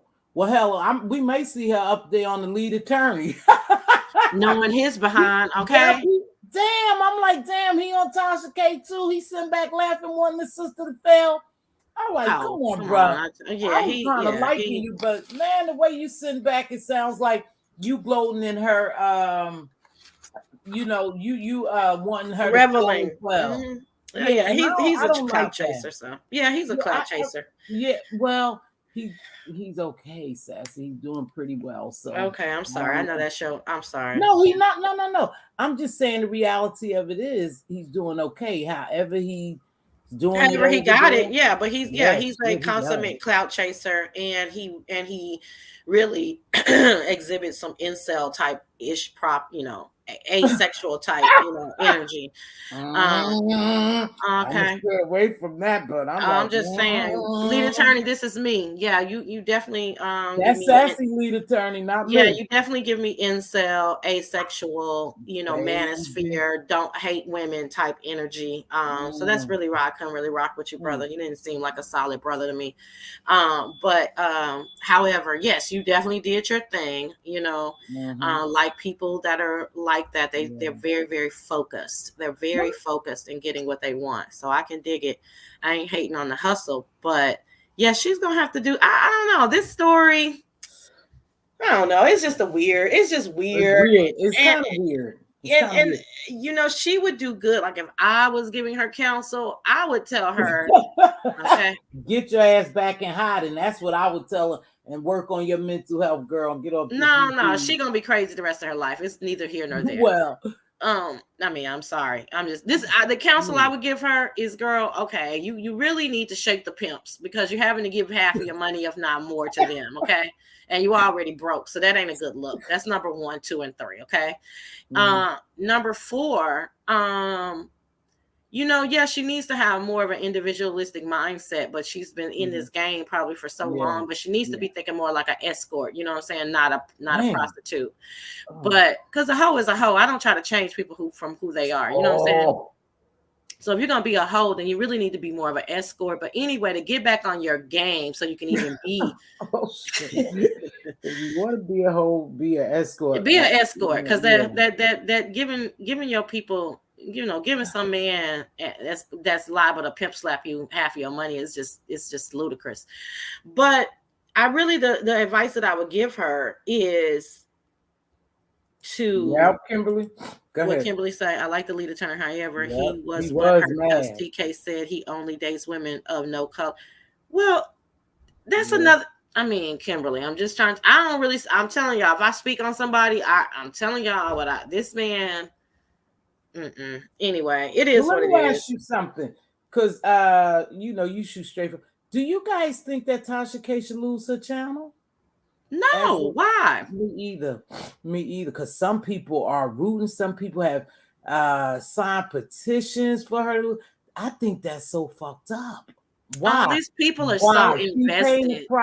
She's paying the price. Yeah, that doesn't have anything to do with her losing her channel. I mean, are they trying to, like, if she's an independent contractor. If she worked for a network, she may have lost her show. Right, her show, right. But that's because they own it. You know what I'm saying? But those are, and they would be firing her. But so y'all asking her, are they asking YouTube to get rid of her show? Yeah, they want her channel down. Oh, okay. But these people should be part of the punishment. Oh, okay. These people are fucking retarded. See Google makes a lot of money off of Tasha K, and she didn't do Google any harm. Okay, she made Google money in the process. So, excuse me.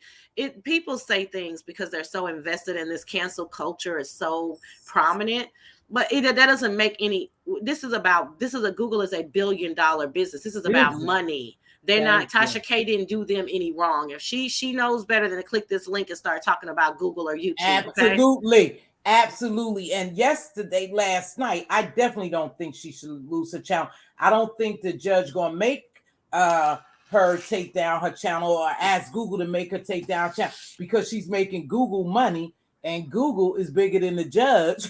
Google is bigger than the judge. Yeah, Google is bigger than the judge. And not only that, she already took the videos down. That's all. They should ask that she take those videos down.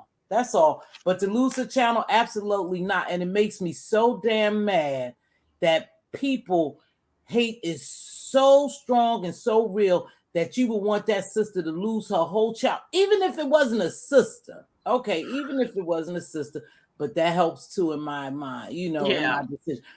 But that you have that much hatred for her, that you want them to yank everything from beneath her, and she ain't do shit to you. She did it. People are way too invested. To y'all. People are very much so invested, and they have to pick a side. They cannot. It appears to me that they can't come with an unbiased mind and say, okay, this and okay, that. And the court system worked it out as they saw fit and moving on. Either you click her, you give her a click in the view, or you don't. It's not that big of a deal.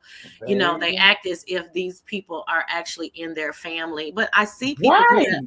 I see people do that on a much smaller level. I mean, I literally see people say, I hate her because she lies. And I said, well, the people that you support lie too. Right.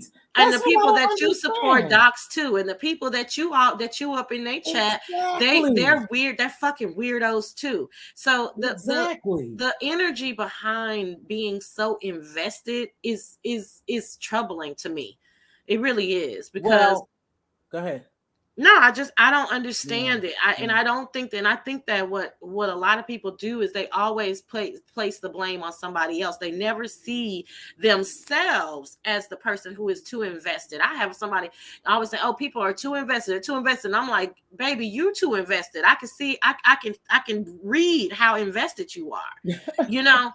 I mean, you're too invested in this. You know what I'm saying? But nobody ever wants to say, I got too invested in this and I'm doing too much. And I don't know Tasha K, or I don't know CardiB. So let's, you know what I'm saying? So I'm just watching this as a spectator. It's if you're watching a football game and you think you're the one that's going through a car crash every Sunday, and you're the one that's being affected by the plays and the energy behind. You're not. You're a spectator. So but you can't tell people to chill out. This is real to them, and they don't take accountability for being so affected by it. And another thing I want to say is those people who are petitioning for on either side, Cardi's side or Tasha's side, are you petitioning for your voting rights the same way? Do you belong to a grassroots organization that gets out in the community and helps the people? Are you petitioning are you an advocate for actually things that matter in your life, or are you just an advocate for this bullshit that's already orchestrated? Stop it. Yeah, I tell you one thing, I think that's sickening that you get too involved. But just from watching, some of the YouTube, people are actually commingling their lives with this virtual world and their real life, virtual life and real life, and that's why they becoming so invested, because they are falling in love with some of these people as if they really know people here, and they go to bat for them, and it's really sad because a lot of this is a virtual world, but you have people who have mixed the two worlds together. So some things really bother them, which we may blow off, you know, like some stuff, like people hating Tasha K because she lied. It's like, really, we all probably done lie. So why is the hate so real? Because they just don't like her like that. They have really that much disdain for her that you would want her channel to come down. But we see people all the time, Sassy. A lot of people on here does not just accept this as entertainment, you know, a form of entertainment. They have, intertwined this with their real life. Their real feelings. It has it's become sad, but it's true. It has become their real lives, and they're not able to see that, but it is a part of their real lives. They are addicted to it, and they also, a lot of those people are not happy in their lives. Right, and exactly. So, and misery loves company, and there has to be a villain. So people so the anger that they have within themselves and the things that they have not been able to accomplish and or are not able to do, they in turn, spew that energy and that hatred onto something or somebody. Right. After Tasha K or after CardiB, it will be something else. They will find something else, somebody else, something else to dig their teeth in. But again, generally speaking, it's nothing of substance.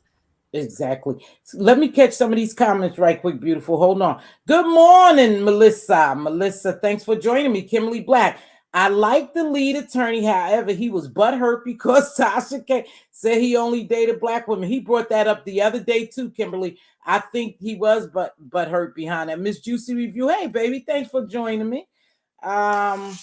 Unfortunately, how would she be able to pay money? Exactly, if you snatch her YouTube, even though she have other revenue, businesses and revenue, but still YouTube is one of her biggest source. Her and her husband quit her job on her video yesterday on her live after she finished with the interview she had with Kendu Isaac's daughter, Mary J. Blige ex-husband daughter.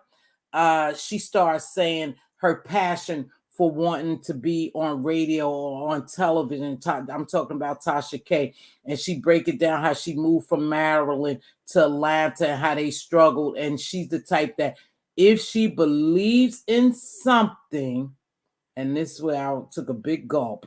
If she believes in something, it does not matter. She's going to go for it. I hope that's not with the case, win or lose. I hope that's not with that this was the case for her. However, hold on. The Coldest Heart. Thanks for joining me, Coldest Heart. If she loses her channel, they better hold on to their really tight. They better hold on to theirs really tight because it's going to become problematic for the content creator. All right, I think CardiB got another suit with Joe Budden. Is that right? I don't think she should lose her YouTube platform. She is being monetarily punished. Thank you. I'm not sure if she has violated Google YouTube community guidelines for cyberbullying, especially with the federal judgment. Damn, that's a great one, Kimberly. If she did for cyberbullying, they could use that and potentially cause harm to her in reference and to that and have her channel. But all the people we get cyberbully, I guess they don't sue. Okay, on to the next one. Well, you get invested to a certain point when you watch people for years, but you can't take any of this seriously unless you are a content creator. Oh, wow. Yeah, you do get invested, but not to the point where you would want to harm someone or you would, I don't know. I've just seen some weird shit here. I don't want to go there because it opens up something else. But anyhow, I don't think you should become that invested that you get up here and just show it. A lot of people get invested. I think we are invested to a certain extent. No, I'm not. No, I'm not. No, I'm not. I made that move way before I got invested. I literally had, yes. I saw it coming. I saw the blueprint before. Did you? Yeah, I saw the blueprint. You saw it coming. Let me finish the comments. Sure. That's interesting because I want to ask you the reason why I'm asking that because I was feeling some kind of way too. So hold on. Okay. Tasha K was wrong for lying. However, it's sad to see our own Black people wishing for her downfall. The data machine behind of CardiB decides to pull out. She is going to have a hard fall. Exactly. That's my time. Donna Clay, thanks for joining me, Caribbean Tasha. and Donna Clay. I don't think she should lose the channel, but I do believe she should be suspended for 3 months to restructure. In reporting, there's a unwritten code of ethics. I agree, Donna Clay. I agree that in reporting, there's an unwritten code of ethics. I don't know. I don't agree with the 3-month suspension.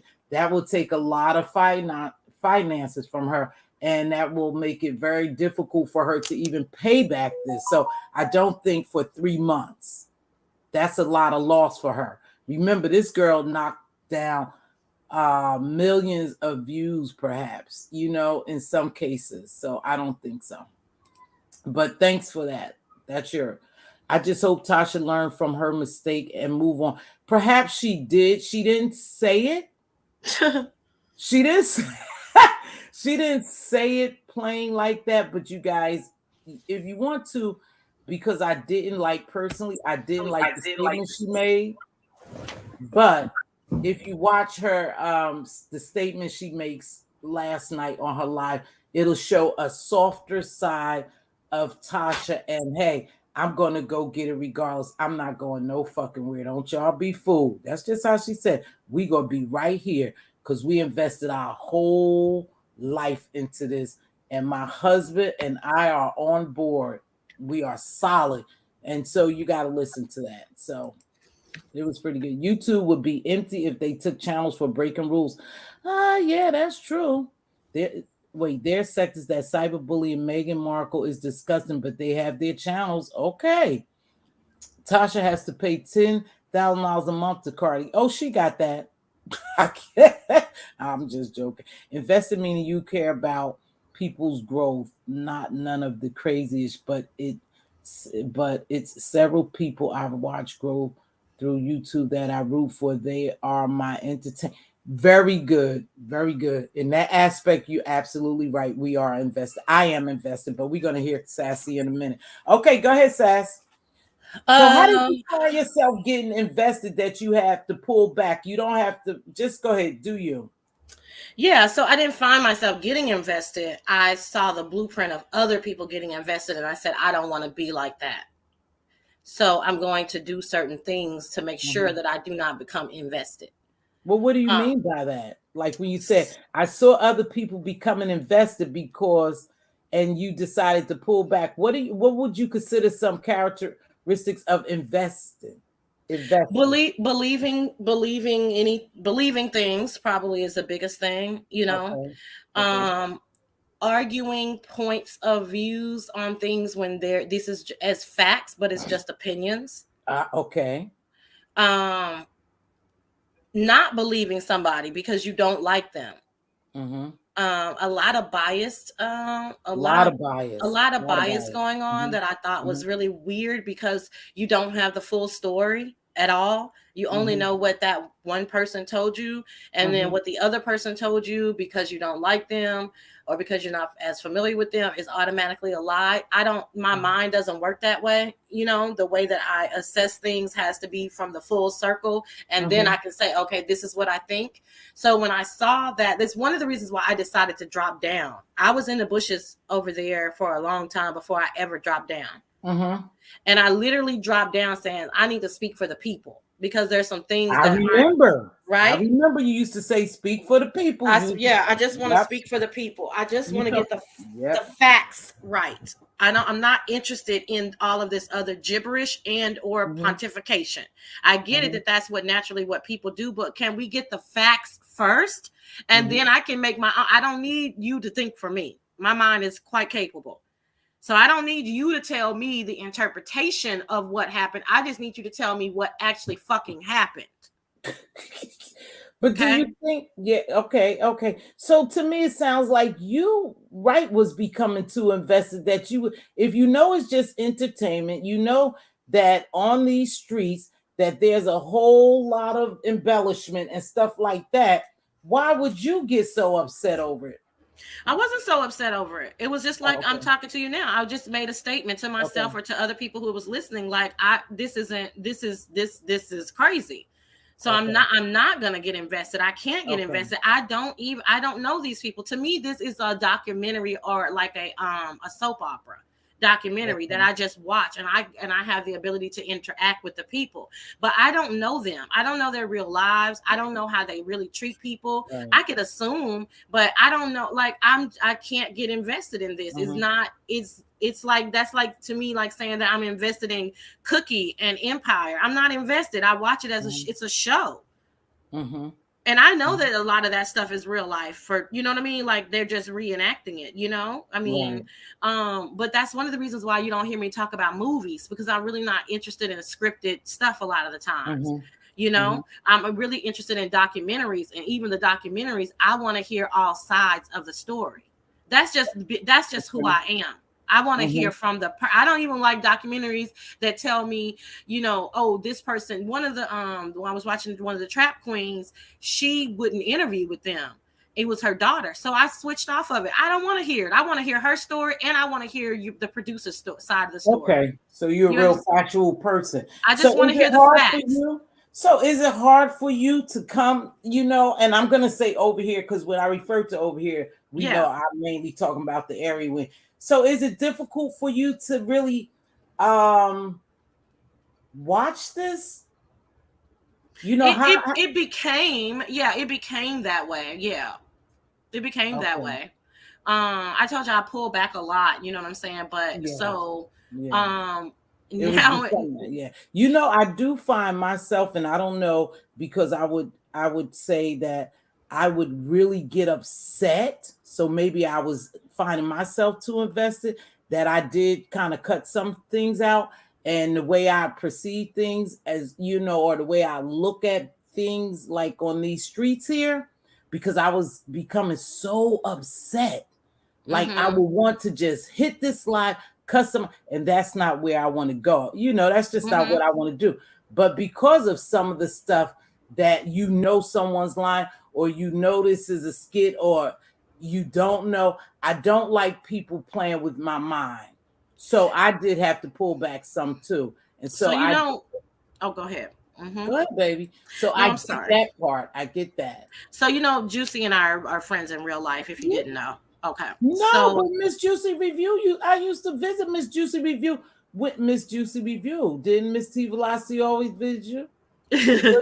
I would be over in Miss Juicy Reviews, and it would be her and maybe I and 2-3 other people. She would totally ignore me, but she supported me. So I don't know if she was looking. Probably wasn't reading the chat. Yeah, I don't know if she wasn't looking at the chat, but I did. I supported her several times and didn't get no acknowledgement from her.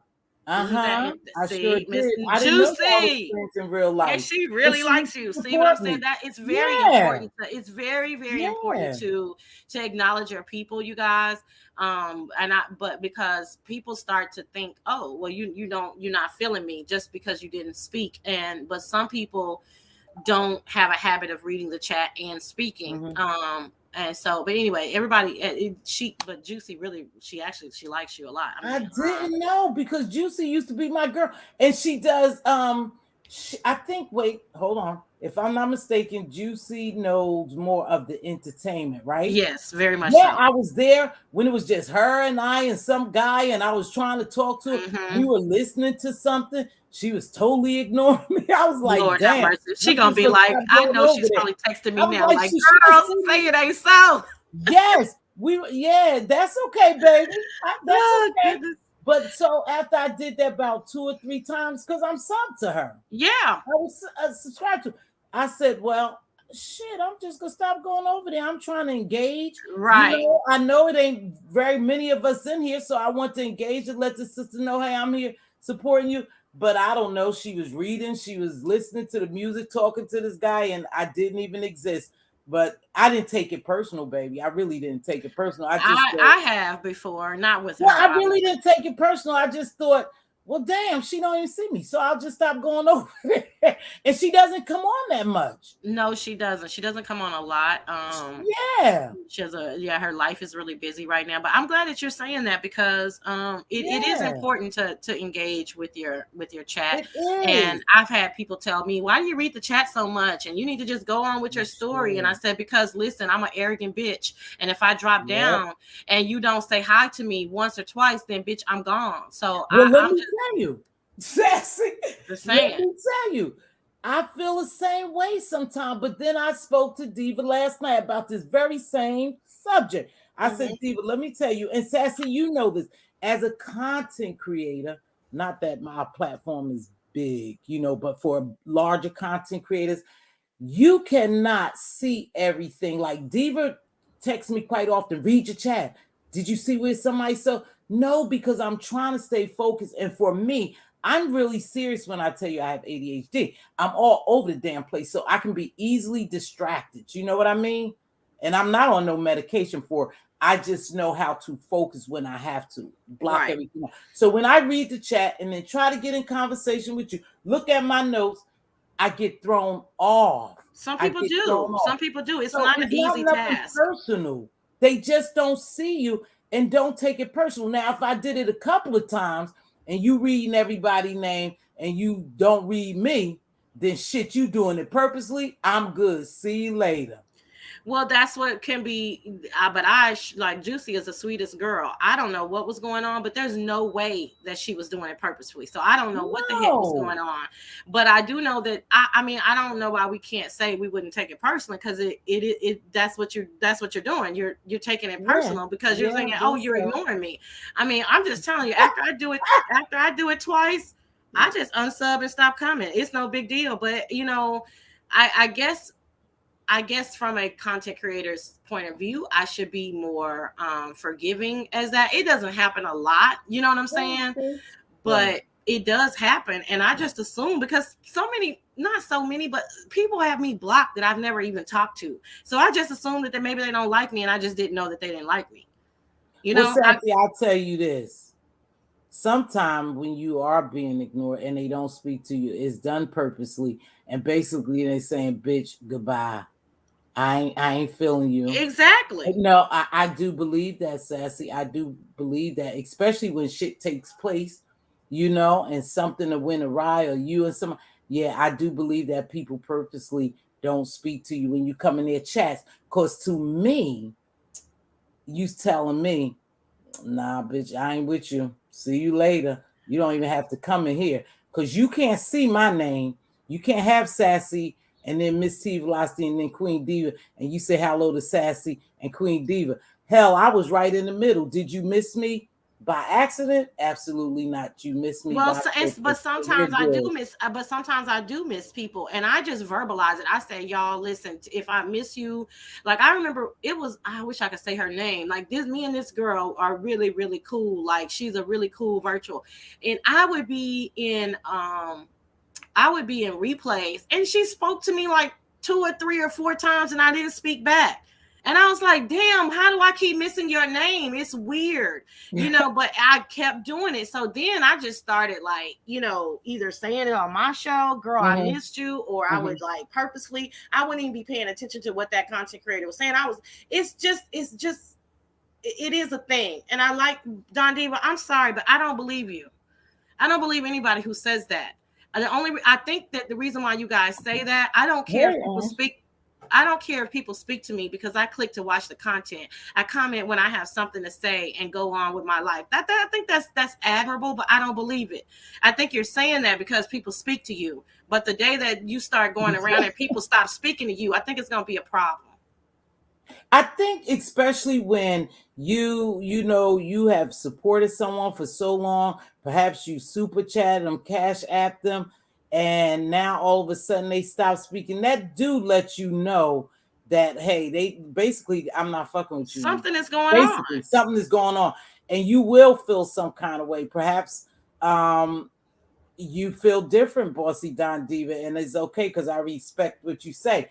But you will feel some kind of way like, damn, I've been going to Sassy's, you know, and she always speaks to me now, you know. And I always tell Diva, this is what I do. Sometimes I drop down in people chats just to check the temperature, where we stand, you know, I speak and I keep it moving. And a lot of times I drop down in chats at work, you know, and I'm just, hey, I'm here, and I'll put in the plain, let you know I'm listening, but I can't be engaging in the chat. So a lot of times I do that. But I don't drop down in people chats that I know the majority of the people there really don't care for me. That's the truth. I just don't drop down in certain chats when I see a group of people there that I know have said ill things about me or feel some kind of way and don't speak. I just keep it moving. Mm-hmm. So not that, I don't see them. I just don't drop down a lot of times if I feel some type of way. And I can dig that. I'm probably too nonchalant. I don't know. I'm like, why you don't like Sassy? Like, what did Sassy ever do to you? So you don't have to do anything to someone, Sassy. You don't have to particularly. That's what I do know here to be a fact.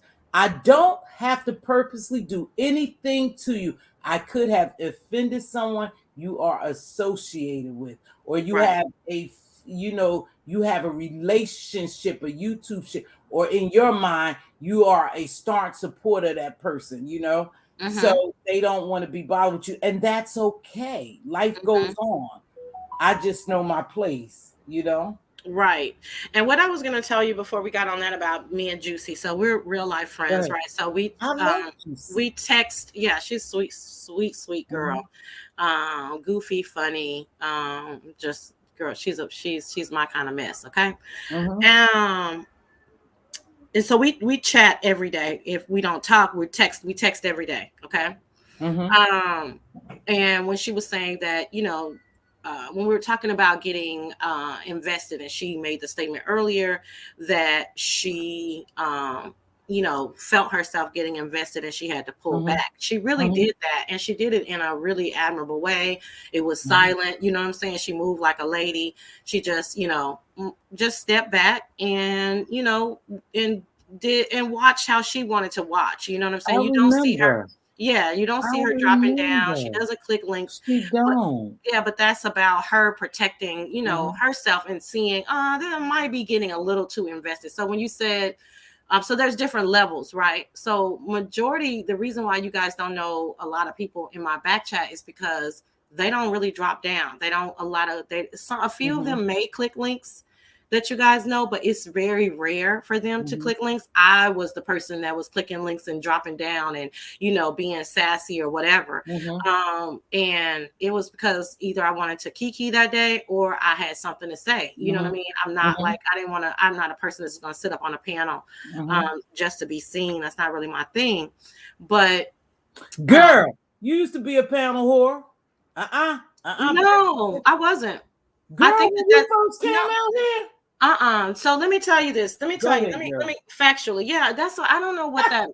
No, factually speaking, because if I was, I would have said it. But no, I clicked iBabe's link in the morning to chit chat with her about something very specific. We'd be talking about very specific things, and I would actually be giving her, because of my storytelling abilities, I would be giving her and her audience the rundown on what happened. Right? Okay, that's true. Okay? That's true. That's true. Didn't click anybody else's link for a long time, just iBabe's. Then I clicked Sir King's link probably a handful of times, which everybody thinks I'm so Avatar Nation, but I probably literally clicked his link maybe a total of 5 times. Then I clicked DKL's link occasionally, maybe once a week, once every 2 weeks. You never saw me anywhere else. So I know I wasn't a panel whore, but I also Sassy, don't take it. No. I mean, listen, I'm saying no. Let me tell you what the reason why. I get it. I have something about me that commands attention, either negative or positive. That it appears that I'm everywhere all at the same time, but I'm actually not. So I understand the notion of thinking that I was everywhere, but factually, I really wasn't. Okay. So I get it. I totally get it. I mean, I had somebody tell me that I was online all day, every day. And the people who really know me know, I mean, at some points and times of the year, it's super busy for me. I'm working 12 hours a day. I'm not, or I might say, hey, to somebody, and it's a 3-hour live, and I've literally only watched 15 minutes of it. And I'm out and I'm back doing something else. But I do have something about me that appears that, damn, this girl used to be everywhere all the time. But I really wasn't. Well, Sassy, I really, from what I could remember, to me, it appeared like you was on a lot of panels, but it's probably because of the fact that I used to watch Sir King every night, and I know you was a staunch supporter of his at one point, and things went left. However, that's okay. We're not talking about that. So perhaps that's why I've said I've seen you so much, huh? I was a staunch supporter of the chat. Well, you was the spokesperson for the chat. Let me say it like that. Let's not go. That's another thing. But yeah, I was a staunch supporter of the chat, and really enjoyed advertising. I always made it very, very, very. I was very vocal about what I disagreed with, but Pizarro and Pettyville, I've probably clicked their links a handful of times in 2 years. But I mean, this is not to bring light to, y'all. No, I like this conversation because it makes because people. No, I like it. I'm okay with it. I just think I'm saying like this is what people think. But I mean, I literally have clicked their links a handful of times. I'm not on their panels all the time at all. Well, probably a handful of times. On a panel every time I turn around, I said, "Damn, they go sassy." But I tell you what, I did like. I did like this. And I think it helps me, like when you're over here, because you do read the chat. And when someone is not paying attention to the chat, you could really miss something. And like a question we had the other day was with Purple Peach. She asked us, but because we were talking about something else, she asked us, does people make a lot of money when they do the panels? And when I looked back, I remember her saying that, and I wanted to answer that question. Yeah, I remember that. She said when they do marathon lives. Marathon lives, right. Or I thought she said panels, long panels, whatever. We on the same page. And I wanted to answer that. And I thought about that as for some reason that played on me because I know Purple Peach is a supporter of mine. And I wanted to answer that question because we was talking about making money in YouTube. Just because you hold a long panel does not mean you're making a lot of money from YouTube. For people who hold long panels, most of their money, especially when you have the viewers up into like the 5 and 6 and the 800 and 1,000, most of their money comes from cash apps and super chats. And then you do get paid for the clicks. But it takes a lot of clicks, you guys, and views to make money off of YouTube. A lot of people make their money because people pay them for entertaining them.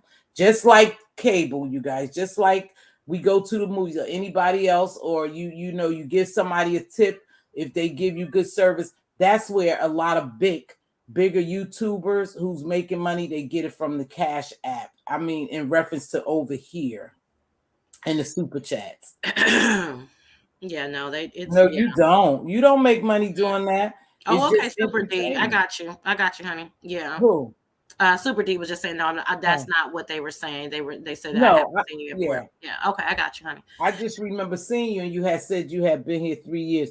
But I do think that somehow I am learning. For some reason, I'm learning that this is just entertainment. I don't get upset. I don't get emotionally connected like I used to. It used to really bother me because I'm an empath, And it used to bother me to see people's feelings get crushed and hurt, and for people to talk about people's kids and see people cry.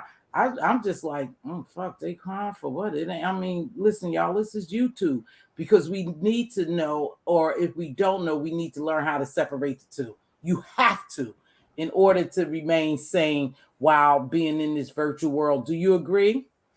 Yeah, I think. Hey, Miss Cruiser. Hey, Miss Cruiser, thanks for joining me, baby. Hey, Mixology Plus virtual daughter. Go ahead. Miss Cruiser, if you have more people in live chat than replay, I believe it's less money. Yeah, of course. Yeah, because there's no commercials. So live chat means nothing in regards to money. That's the reason why people probably do uploads, huh? Because you make more money from the uploads are making crazy money because all of their views have the commercials in it. But yeah, I definitely think that that a lot of people are invested, and they're addicted, and that's what I wanted to see for myself. Like, am I able to break this addiction? Like I call it crackheadish. You know, I mean, literally waking up, you know, you wake up to go pee, you grab your phone to see what's going on YouTube. You know, some people are staying up to 3 or 4 o'clock in the morning knowing they got to go to work the next day. That's crackheadish. You know, some people can't live. I mean, if you just try it for you guys just try it for yourself. If you don't think you're addicted to this, or you don't think that you're overly invested, just try 3 days without going on your regular YouTuber's YouTube, or try 24 hours and see if you can make it. That's a crackhead move. And that's what I was like, I can't do this. We're addicted. Yeah, we are totally addicted to it. You know, can't do it. I'm telling you, like, by me unsubbing, like, and I'm gonna journal this with you guys on my show, but by me unsubbing, I was telling Juicy and the other people in the back chat, I think it was Juicy, was it yesterday or the day before? I think I was saying, oh my gosh, I'm not getting any notifications and I don't know what's going on, you know. And I don't, Juicy, you'll have to tell me what I said, but I said something like, this is a really weird feeling. So it was like, it's really, really weird that I don't know what's going on. So I had to, you know, type in, you know, like, I'm a member at DKL. I'm not going to stop being a member. You know what I mean? But I'm a member and I'm not subbed. And so last night I just typed in his name because I miss my friend, you know what I'm saying? You know, my virtual homeboy, right? So I typed in his name and he happened to be live. And so I think I caught maybe like 5 minutes of the live, you know, the end of the live or whatever. And Ronnie Q was talking to me, or, you know, and ironically, Ronnie Q was telling me about the story, the young lady that you were telling us, saying, hey, really? Yeah, she was saying, hey, Sassy, she was telling Langston, hey, tell Sassy to get on this. And I had literally just clicked on. But anyway, I'm gonna journal with you guys how difficult it is for me to quit this habit, this crack, what I call it crackheadish.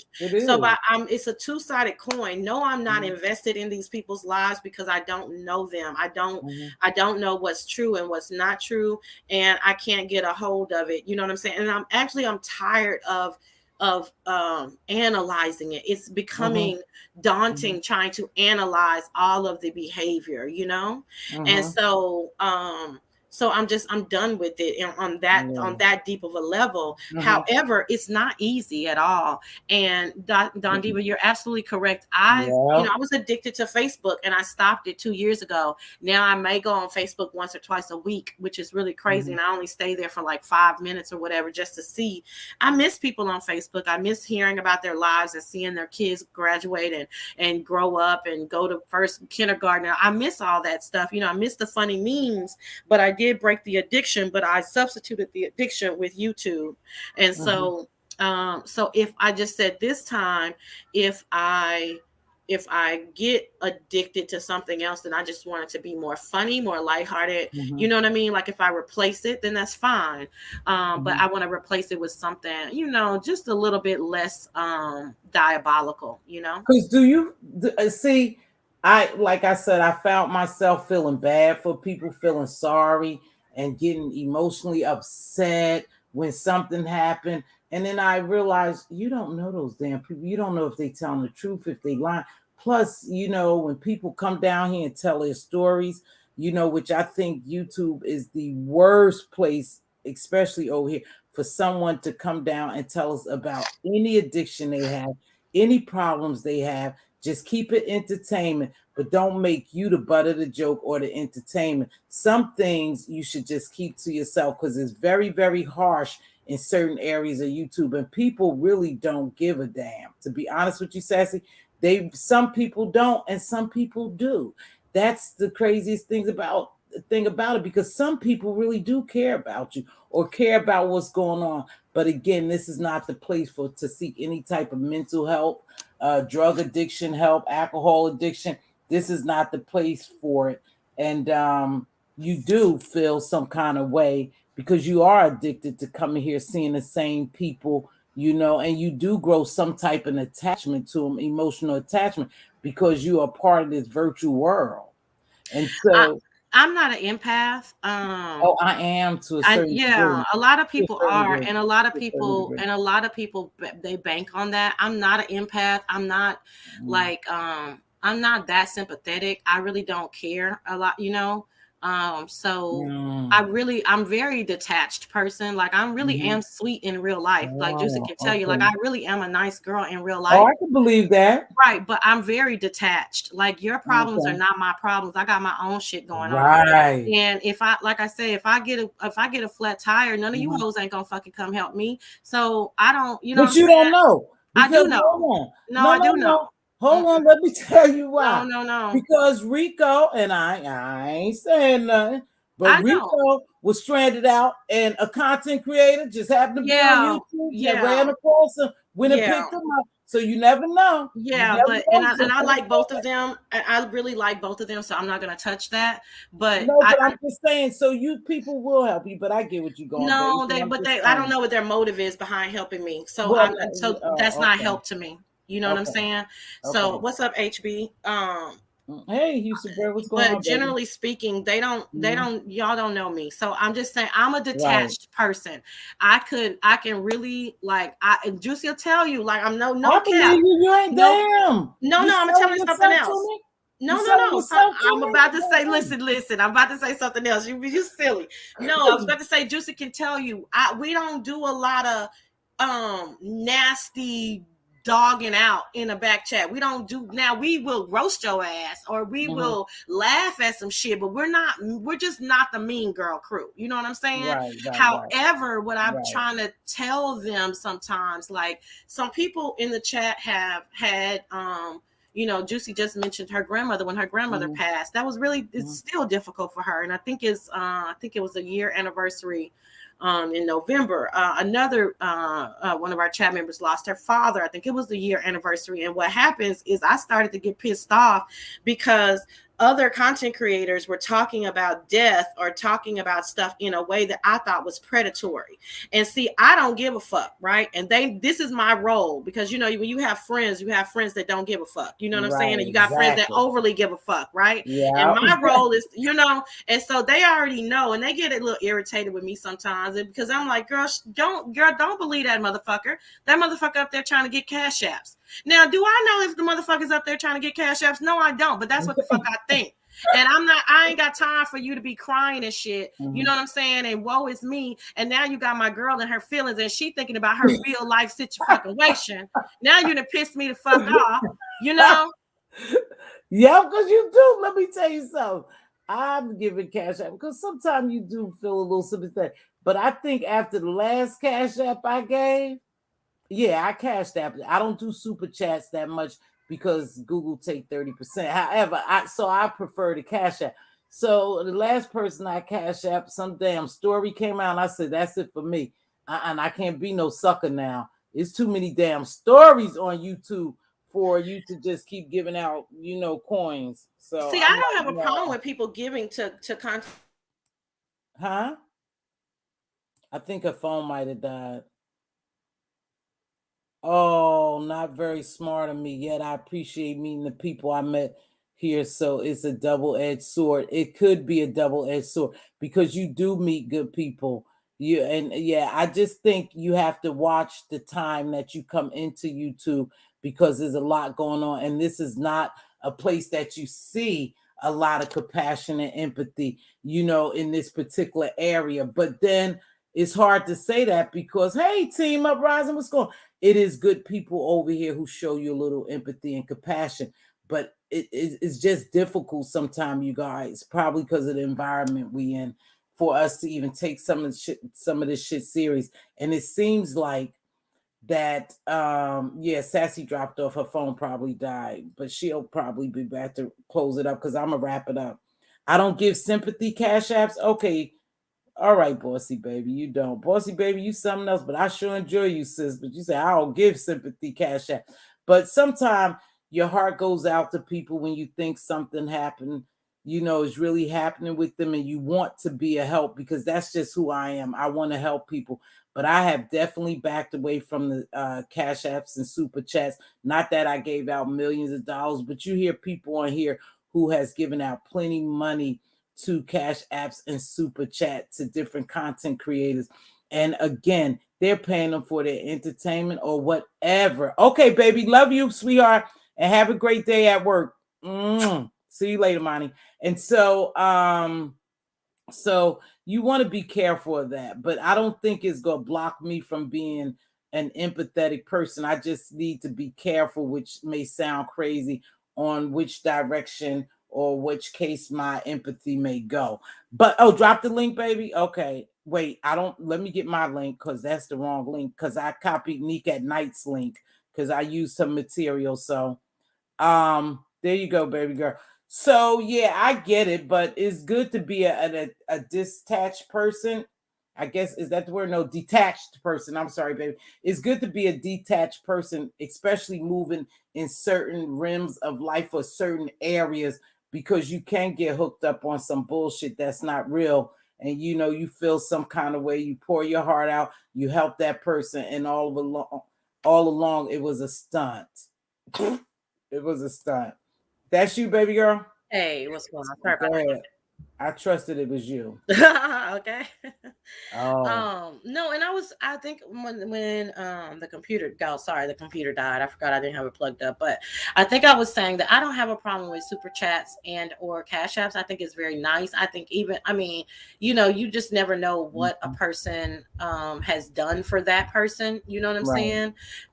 Or the entertainment value that they've given them. So I have no issue. Yeah. I'm never going to be a person that says don't cash app them or whatever. I'm just saying that for me, I'm probably a lot harder than people know, and I'm just being honest about who I am. I am a detached person.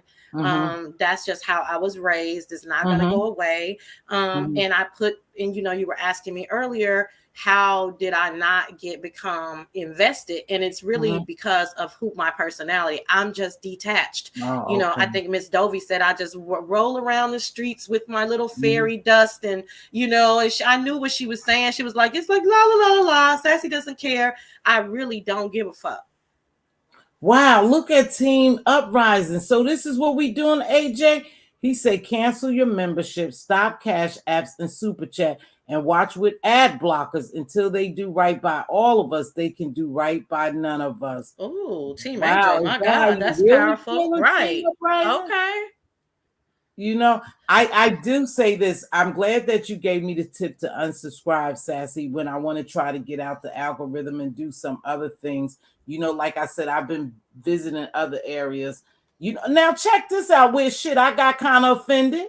I got kind of offended yesterday. So I go over to this sister's, and I ain't gonna say who she was. I went over to this sister's live. Never been over there before. And her and these other sisters was talking some good shit, and I liked it. So I said, wow. So let me put my, again, I don't know why, not protecting Tasha K, but, letting you know, hey, I still support Tasha K. Hey, Miss Cruiser, hold on. Let me make sure. Yeah, because your picture is there. But no, hold on, Sassy man. Hold on. Here comes the queen. That's you, Miss Cruiser? Miss Cruiser? Miss Cruiser. Oh, Lord, Miss Cruiser trying to porn bomb you. Miss Cruiser? Miss Cruiser, you on mute, girl. What you wearing? No, she ain't on mute. Oh. Is that you, Miss Cruiser? Write in the chat if that's you. Well, no, anybody can write that. Just come, but she probably was. It probably just Thank didn't you, connect baby or something. Girl. Thank you, boy. I really appreciate your engagement, sis. I know that she has great engagement. You have great engagement. You engage. I appreciate that. Mixology plus. Damn, we got somebody on an uprise here. They want to. I know. I wonder what that's about. They want to pick it. Yeah, I know. Shit's getting weird. And he changed his name. I don't think AJ has changed his name since I know him. I'm gonna try again. Okay, baby. Yeah, be careful. Camille Corner got a point. I was over in her chat yesterday too. You know what bothers me? The hate for Tasha K, you guys. And I know people hate her. I know people don't like the sister. I get that. But just when it gets too much, I just sit back and do this. That's you, Miss Cruiser? Yeah, can you hear me this time? Can you hear me? I can hear you, love. Hold on. Oh, awesome. Hey, Miss Cruiser. Hello. Good morning. Hello to the chat. I know I'm being quick because I'm supposed to get my hair done, but I am so glad to hear somebody else that don't want to see Tasha K come down. I really don't. Make her pay about $1.5 million. Let her go on with her life. That's a learn. Yeah. I didn't know the hate was that bad. Yeah, the hate is bad. These sisters, y'all, had 1.3. Probably 1.3 in there. And I was like, just damn, the hate is really bad. Places I go, other than over here, yeah, the hate is really deep. But these sisters were saying no, they didn't want her canceled. No, these sisters were saying they don't want her canceled. But I had been in another one, and I think somebody named it in here. And I know she don't like Tasha K because she continuously make videos about her and they negative to, you know, highlight how she feel about Tasha K. So I left there, but she had a good little amount. And I'm like, damn, all y'all up here trying to destroy this black woman, want this lady to go down, this sister, because your hate is that bad for her. What did she personally do to you? See, if you don't we do enjoy something this personally type to stuff. me, right? Thank you, Miss Cruiser. I mean, We the enjoy Wendy it. Williams and the TMZs, and, Thank and you. if you hang anywhere around the beef sector, you complain about Tasha K. You are a big hypocrite. Well, they want her destroyed, baby. And you know, I'ma say this, Armand Wiggins, I'm sick of his little ass too, because he could hardly wait because they got their own thing going on. But you know what? One thing about it, if when you gloat about someone else's misfortune, soon you'll have one as well, and you'll know how that shit feel. And it doesn't have to be anything to do with this YouTube, just in life, period. You got to watch when you gloat at someone else's downfall. Right. Or want to promote it. Go ahead, Miss Cruiser. Sorry. And I also want to say really, really quick, and I'm gonna hop down. You were talking about you know, kind of moving yourself out of algorithms of certain areas of YouTube. What I did was I started a whole new channel, you know, where nobody knew me. I just added the 2 on the end of my name, where nobody knew me. I didn't use that channel to go in any areas of the beef sector. And I started growing that channel off people, purposely off people I didn't know. Right. Well, I did grow it off the back of somebody that's well known, but he's a messy church person. And that channel does well with uploads, and I have recently started going live. But I keep it away. Now, there's a few beef sector people who know about it because they dabble in the churchy world, but it is not. It's like a messy, funny comedy type church. I guess not gospel harmful and dark. Not harmful and dark. Not harmful and dark. Not dark energy, baby. Not dark, right? Not much. You know, we kind of do a little bit of churchy news. Not much. Well, I mean, it's I beef with William McRae, so it can get there. But I already do. I know jobs and all right, go ahead, move on. Yeah. So, you know, so that if you want to grow a channel, that's the best way to do it, is to, you know, probably create another one and just start over scratch. Or if you want to use the channel that you already have that's monetized, you just have to stop clicking on beef sector stuff. You know, I had went and somebody else, another quick content creator said this. Slow down, Miss Cruiser, because I'm trying to do that. I'm trying to do so. Y'all say I need to just stop watching beef sector. Well, wherever you go, you ever notice that if you go, like I spent a lot of time, what was it I was looking at? I can't remember what I was looking at recently. And that was all that I was getting in notifications. And then I noticed a lot of those people from that area started subscribing to me. Right. So it's like, it's almost like when you look up something on Google and the next thing you know, that's the commercials in your social media. It's like, how do they know? So where you go follows you. Right. So let me tell y'all. Okay, so I tried doing that, but let me tell y'all where I mucked up yesterday, because this is where I was going with the story. So I go over to this sisters, you know, and she got this nice crowd, and she doing callings, and we talking about Tasha K. So I said, well, damn, let me hit her with a super chat so she could see me, right? So I sent her a little super chat. It wasn't $100 because another content creator, in fact, 2 of them that we know, and I'm not gonna say the names, was over there, and one of them hit him with a $40, and I was like, damn, well, I don't want to do 5, but I just want to highlight. I just want her to see me because I'm trying new things, and I like the vibe over there. She never even recognized me. Now you're supposed to read super chats. That's the purpose of them, right? And that's what Jay say. Put a color on it. Yeah, put a color. But what I realized when I was trying to do what you explaining to me now, it was my Mz.Teavalocity Gems talk. So that's my brand name is Mz.Teavalocity. My brand and my trademark is Mz.Teavalocity, right? I don't want that name mixed with the nonsense. So I do. Oh, there go Miss Juicy Review. So hold on, because y'all gonna help me figure this shit out. Oops, excuse me. No, that's you, Miss Juicy.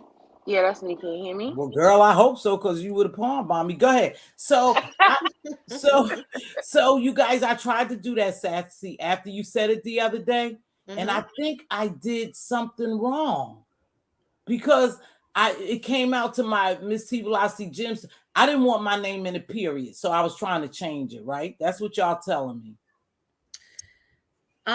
Well, what Miss Cruiser is saying was the other alternative. So I don't know if I don't think Miss Cruiser was here yesterday, but that's the other alternative is your other page, right?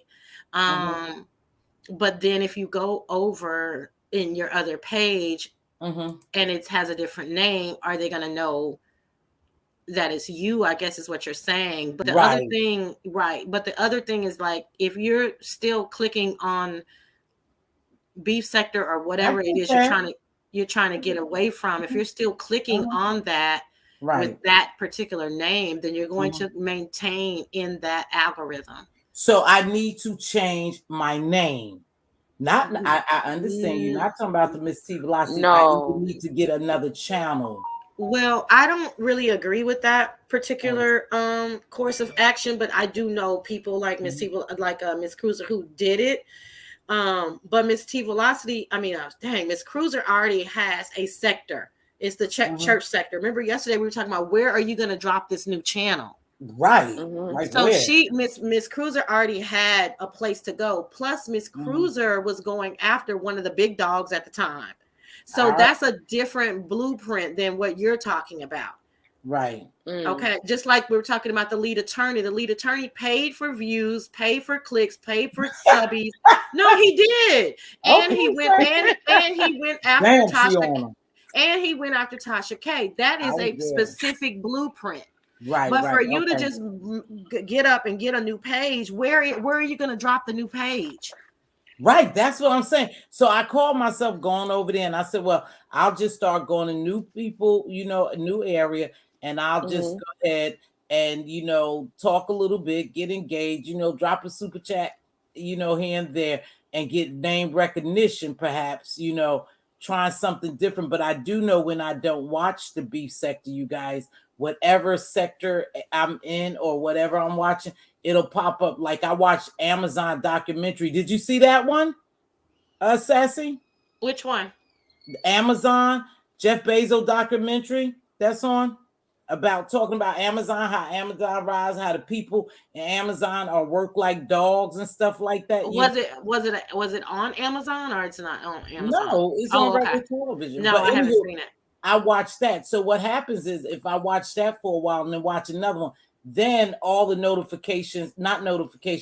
all the recommendations would be that, whatever I last watched. So I get what y'all saying. I just need to find another name. I need to find another channel and another name because I do want to detach Mz.Teavalocity from some things. So I appreciate that information. Go ahead, Miss Juicy. Thanks for joining. Ignore me review. Miss Juicy, ignore me review. I know it's the crazy thing about it. I'm like, when did that ever happen? Because I know when I see my people, I try to like stop and acknowledge you, because like that's crazy to me. But like I said, my apologies, because if I seen you, I would have said something. It probably was one of my I know I was driving one day. I was doing like trying it out, driving. Doing some driving videos. Even though I'll be talking about a whole bunch of stuff and they got the kids in the back. So it was probably that. I'm not sure. But like I said, I apologize if I missed you. It's okay, Juicy. It's okay, baby. Because I knew you supported me. So I was just like, well, damn, she ain't even reading the chat. I mean, she not even reading. Because I knew you supported me, because a couple of days after that, you was right back in my chat. I think it's specific times for you.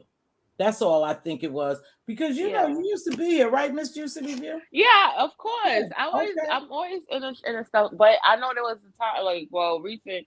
I had like Sassy said, we had to pull back because, especially me, because I was becoming too invested, and just like Mz.Teavalocity said in the chat, she was like, she was here during the time she was grieving, Yeah. which I was also too. And what that happens when you're grieving, you try to do things to keep your mind off of that grief.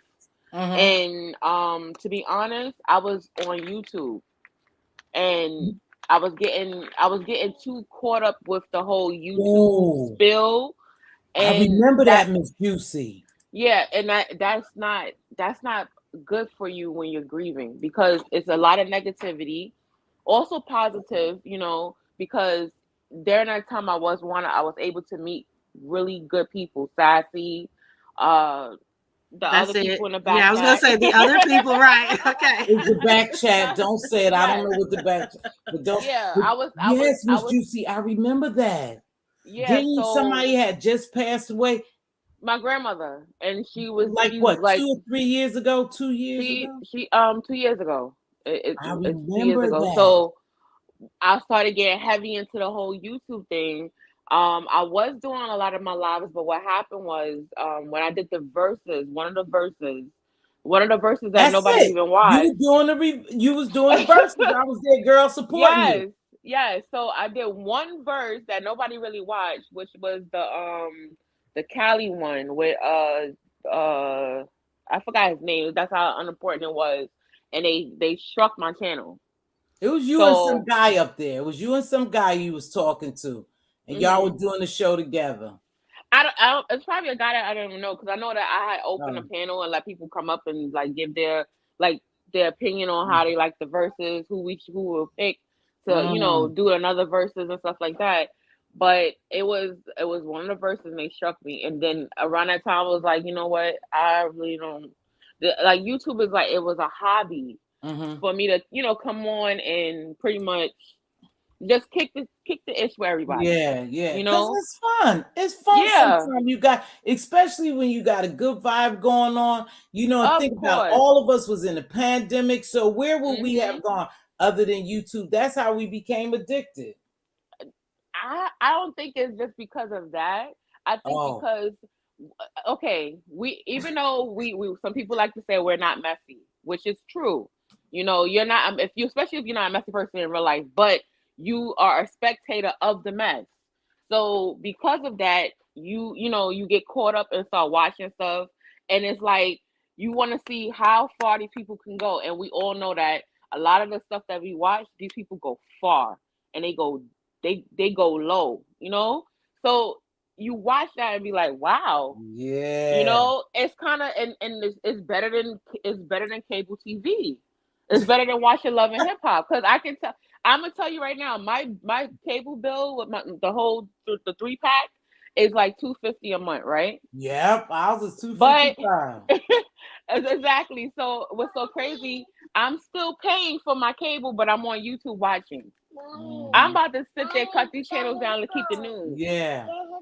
And that's the thing. Like you get so caught up to watching all of the stuff that goes on, and it's just like, wow. And then you start having the people that you actually like, because you can see they got potential. And then what happens is, because you like these people a lot, you're in these people chat, you speak to these people every day. It's like you get some type of somewhat of an attachment with them, right? Even though so, and it comes up like you try to hold on. I'm sorry, y'all. I remember him too, baby.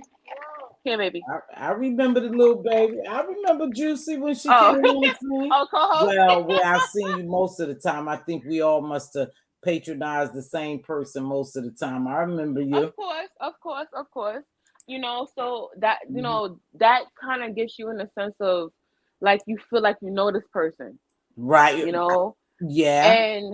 And you sometimes you have blinders on where you don't really see the person for who they really are. Is just like a figment of your imagination of what you think the person is or what they represent.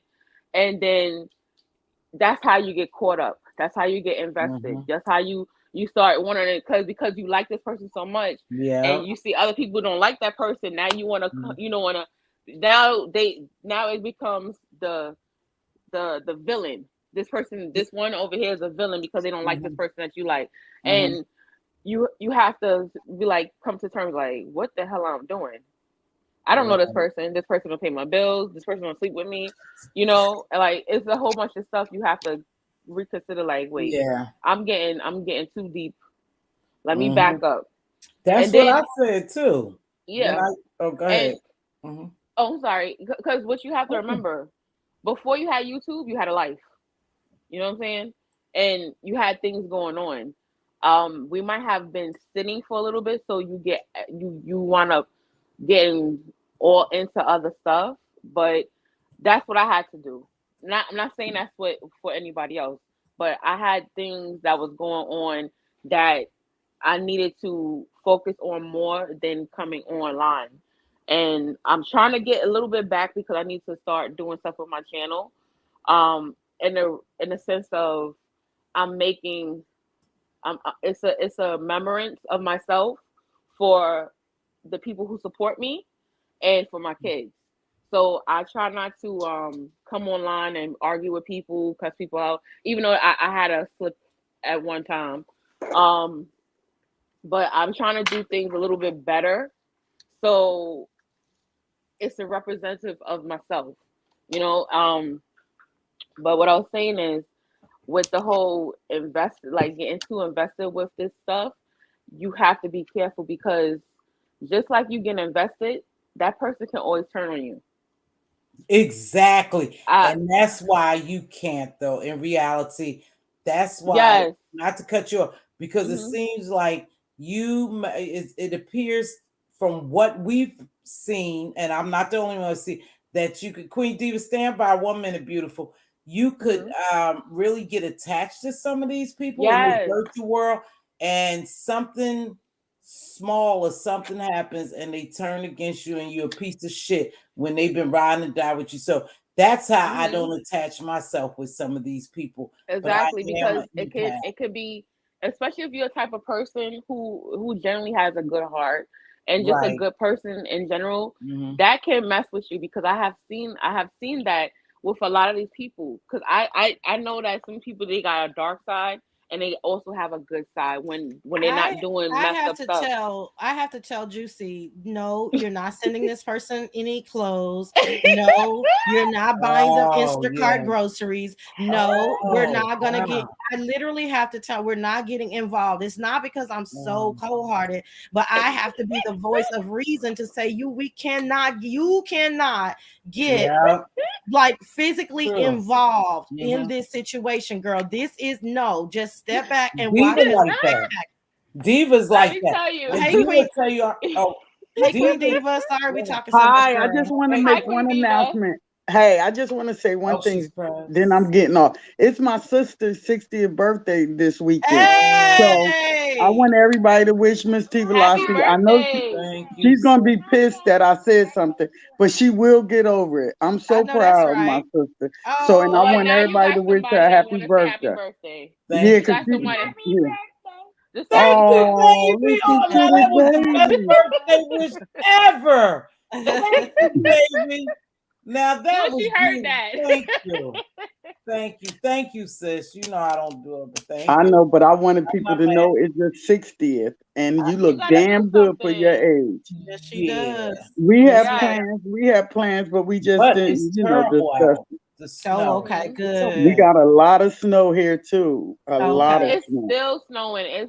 I want to take the baby out so she could play in the snow, but it's still snowing. It's not. They said it's not going to end until tomorrow, Monday. I think. Yeah. Well, all I'm trying to hear is that have the faithful words of we don't got to go to work. Exactly. You know what? I'm off until Tuesday morning, but even if I wasn't off, it doesn't matter. I have to get to work. Oh, okay. Well, happy birthday, Mz.Teavalocity. Yes, happy birthday. Wishing you many more. I am so blessed. I am so blessed. If I didn't have my scarf and stuff on, I would show y'all. I just got my hair done. But Queen Diva is out. Bye. Bye, Queen Diva. Oh, you look cute, girl. You always look cute. Look at you. Okay. Baby, you better come on with the fresh face, bitch. Don't play. They gonna say that bitch had a camera slip, girl. She had the drag on her head, baby, and this you look good. Though. you know, baby. You see that camera slip? No, it wasn't a camera slip. They can only hope for a camera slip that good, okay? Exactly. So you know why? Because it's freezing cold here. The snow is not. So thank you, Demeter, for dropping down. Hey, that's my niece. No. Is it? Wait. Aww. No, I thought that was my niece. Oh, okay. I was gonna say she's in my chat sometimes. I love her name. No, it ain't. It ain't. Thank you, Miss Cruiser. Thank you, everybody. You know, I don't make a big deal of it, but anywho, I'm blessed. I must say. So I get it. Thank you, Bossy Don Diva. I appreciate you. So I get it, Miss Juicy, how we can, and I remember you. And I'm gonna tell you, I really remember you because I remember that little baby that just said happy birthday to me. Oh. He used to be he or she, I can't remember, used to be your little co-host sometime. Yeah. You would have to interrupt your talking to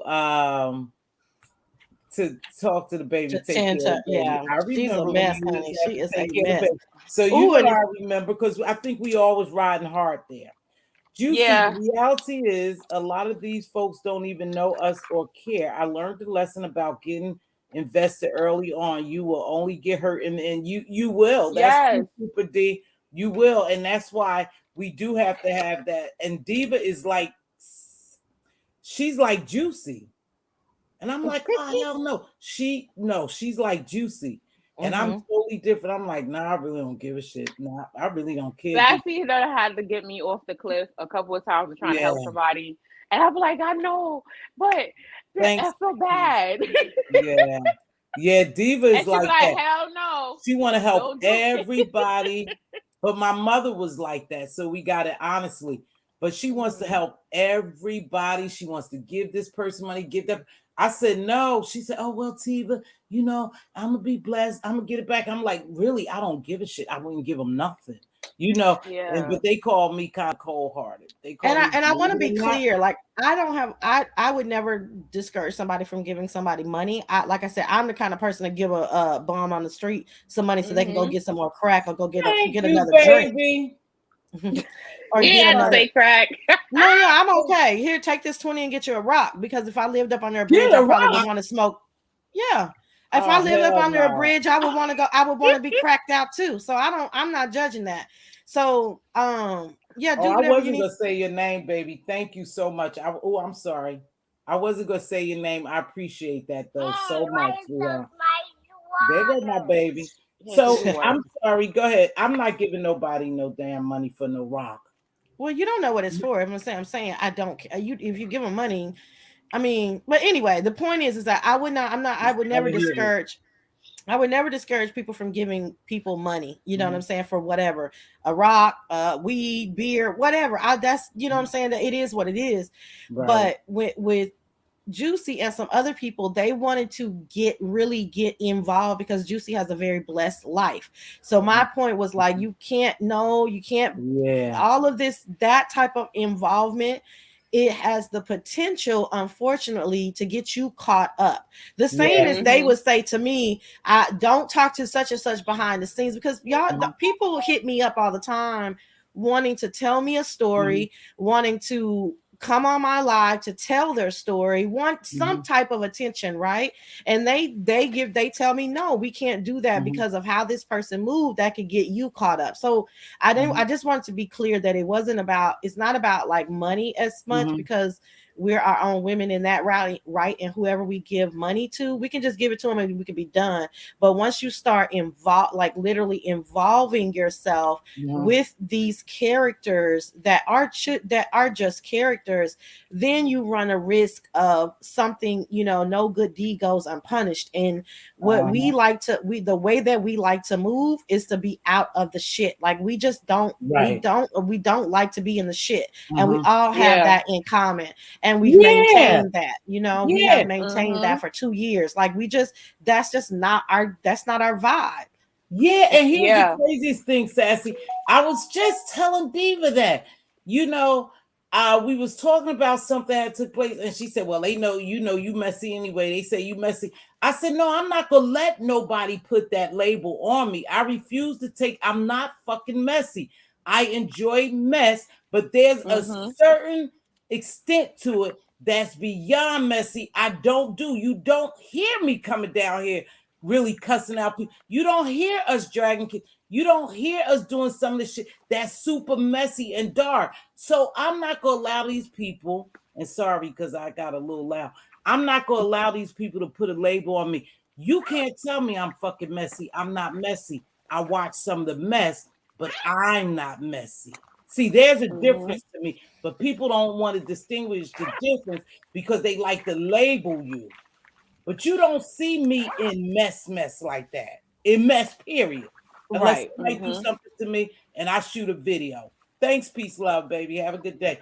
You don't see me in mess. You don't see me creating chaos. But people, oh, you over here, you messy. No, we like the entertainment of mess. But that don't mean we're messy. That don't mean we're messy. But ladies, I have had an enjoyment. Miss Juicy, don't worry, baby. I charged it to your head and not to your heart because I saw how you move around these streets. I said, she don't even know what really I think she doing with this thing. So I didn't take it personal. Sassy, it's always a pleasure of having you on my show, dear. Thanks so much for having me. Yeah, thanks so much for having me. Because I like your vibe and I like that, you actually jump in there. Let me tell you what you remind me of. When you're a kid and your parents probably get older, maybe y'all having experiences, but I remember we played with charade with my mom a lot because she had a little dementia. You remind me of that child. You mean this? You mean that? And I go, yeah, that's what I meant. So you do that quite often. OMG, my mom had mouth surgery and she was messing with me because she could talk better than she was putting on, but she wanted to play charades because she goofy as hell. And she was like, and I was like, Mama, is this what you're saying? I said, okay, girl. After a while, I said, girl, you just fucking with me. I don't got time to be playing. But my mother wasn't. So we would always, what you need? And the kids would, Grandma, what you need? You want your pillow? You want your this? You would go, wait a minute. And I'll tell you guys, I struggle sometimes thinking that early dementia may set upon me. So I do everything. And I know for a fact, I think 2 years ago I started, I had got my menopause, and it's something personal, right? Thank you so much, Miss Cruiser. I appreciate it. Bye, Cruiser. I appreciate you, Miss Cruiser. Bye, Miss Cruiser. Yes. So what happened was I started looking because I started getting confused. And I think I told y'all in my head I started talking backwards and shit. I was like, I know what I mean, but it never comes out. So I spoke to my doctor and stuff about it. And I said, well, send me for a CAT scan, a head CAT scan. I said, because this shit is weird. I said, it's really weird. Thank you, baby. I appreciate you. Thank you for stopping by.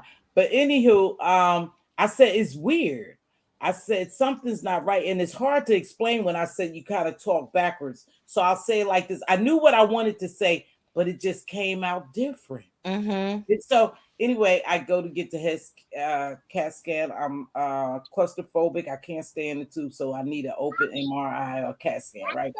So I started researching, and it was due to menopause. Okay. One of the signs of menopause, because the shit just started happening, y'all. Hormones kind of out of whack. That makes sense. So I started. A lot of you found out. Huh? We were just saying that makes sense. We don't know because we're not there yet, but thank you for sharing that. There. That makes sense. Yeah. Right. So when you menopause, you start memory loss to a certain extent, So I make sure that I try to do crosswords, word find, and start, reading and do things to stimulate my brain, because that's like a fear of mine, because I didn't know what was taking place. But I was going to get to the root of it. Remember, I was saying yesterday, you can't just medicate me and tell me, okay. You have to tell me the root of the problem for me to understand and make sure we treating it. So it was just a matter of me menopausing. So now I forget every now and then. I know what I want to say, But if I take it real slow, I'll get it out. But if I start talking, fast, I'll forget. I'll be all over the place. So forgive me if I do that. But I'm just letting y'all know that's what's going on sometime. So I appreciate, Sassy, when you come in here and you like, oh, are you talking about, do you mean this? I really appreciate that. Oh, thank you. I know Miss Dovey says the same thing. I appreciate it. It's this energy, so I appreciate that, because some people can think that that's like coming from a bossy energy. No. But no, it's coming from like, I don't know. I'm understanding what you're trying to say. So I'm just, you know what I mean? I'm just there to help. So I appreciate you. Thanks so much for inviting me up. I didn't have thank you for the Cash App. I appreciate that. Diva, no, I'm kind of funny about that, but we'll talk about that. Girl. Don't get on Diva about nothing. She was supposed to tell us. Exactly. Bye, y'all. But bye. Thank you so much, ladies. I'm gonna get ready to get out. No problem. Here. Thank you for having me. A long time. I know. Look at you. No, look at you. It's because of you. And look, I'm getting a little better. I even play audio today. Look at the girl. You showing out. Girl, okay. Don't play. Let me go clean. Look, when you invited me on, I said, oh, so what should I ain't got nothing to do but clean up. So now you delayed my cleanup, girl. So I guess I got to go find me some Soul Train music and clean up this house. That's what I have to do. Same here. I have to, but I really don't want to, I know. Bye, chat. You guys have been so lovely much, today. Super D. Bye, chat. See, Super D is saying it too. Right, She's Miss T, I'm going so through the same thing. Memory problems. Right. That's a mother boy. I didn't know what was going on. Queen Diva said, girl, we definitely got to talk about something like that, Miss. Yo, we're gonna have to talk about that. We should. You'll help us out because we don't know what to expect, and I mean, my mom, she doesn't really talk about it. And she's an Aquarius, so she's not a shy girl. Or anything, I'm an Aquarius. So. I know, I knew that. You told me that a year ago, and that helps me to understand you better too. But I know you're trying to go. So, but can we talk? Go ahead. I would love. Because actually, I'm going to have my uncle on one of my shows if I can get him up that early. But because I don't feel like the women, the 60 to 65-year-olds ever get to talk to like a heterosexual man about certain things. And he's a character, is partly where I get a lot of my personality from. But he's a straight shooter. He's honest, blah, blah, blah. But I just feel like that particular generation is not well represented, sometimes. And so with you talking about just simple things like, what to expect during menopause, like, in an open forum would actually be something good. And that's just one topic. There's probably many more. We don't know what to expect. And, for whatever reason, I guess we could, because Juicy's mom is pretty open too, but for whatever reason, they don't really talk to us about that. I think they're just waiting until we get to that point. My mom is not she's not menopausal yet. She's still I know she's not menopausal quite yet, but I'm saying even other things. You know what I'm saying? Just certain things. But people around. We don't want my mama to come up here. She would talk too much. Yeah, your mama be doing too much, girl. That'd be a lot of people around my age bracket, they don't talk. They don't talk very much because hey, TC, hold on. I got another guest here. Aww. I haven't seen this. TC, that's you? You know it is me, baby. You know it. Coming with the energy, baby. Okay. What's up, Mz.Teavalocity? Hey, baby. Miss Juicy Reviews and Miss Sassy. What's going on, everybody? Happy New Year. Happy New Year. That's a pretty Happy New Year to the chat. Yes. Listen, you was talking about menopause, right? Let me. I know when y'all have the discussion, I know y'all having a lot of discussions, but let me say something about menopause. It is a beautiful thing. Yes, for one reason only. The reasons is one reason is because you can have sex anytime, all day, all night, 30, the whole entire month, and don't have to worry about a period nor getting pregnant. Honey, honey, sis, y'all, sisters, it is an empowering thing. It is very empowering to be able to get your groove on every single day of the month. Well, then wait, hold up. We need to talk about finding a man that can get his groove on every single day of the month. Wait, hold up. For the women like myself who are single, we have the rose, and the rose will change your life. You know. Oh, Miss T, they trying to turn this to a sex show. I'm out of here. Okay? Yes, shit, I ain't. Look, you came in here swinging. Wait though, yo. Let me tell you something. Let me tell you something. My queen. How old this my man queen is and I sexing you down? Yo, my queen, it is your a queen, beautiful. Okay, that makes sense. Yes, honey, I am the quintessential thoroughbred. I am a thoroughbred. Well, but that's not a real penis, though. I mean, I'm not trying to be. I'm talking. No, it's not. Shit, now wait a minute. Wait a minute. I needed her. I thought she was about to hit me to some game. You don't know what you talking about, though. Okay, my bad. Go ahead. Okay. She handles her business, and that's all you need to know. My stars. Oh, my stars. Whatever she doing, however she doing it. Because it's not about dicks, it's about chicks. So what I'm talking about is us. And you see what I'm saying? It's about us getting our groove on all the time. And the only way you can do that, is to have menopause. So here's the thing. I am telling y'all, it is Niagara fall season. It is. Oh my God. I am. Because see, on here in these YouTube streets, they be like, "Oh, they over a certain age, they old, it's dry and all that." Let me tell you something. Y'all the dry ones. Y'all the Sahara deserts. Let me tell you something. It is a beautiful thing, and it is flowing. It is like the Sahara desert, but it's like the oasis. So we're the oasis. Okay. PC. Wait. Yeah.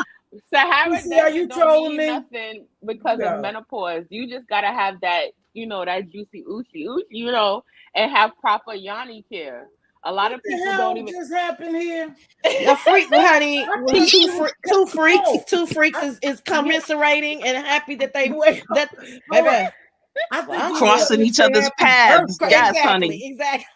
Wait, I thought you was coming to say happy birthday. Shit. Right. No, she coming up here to talk about her prowess, her sexual prowess. Yes. Well, thank you so much for that. I got a little excited as a heterosexual woman because I am most concerned.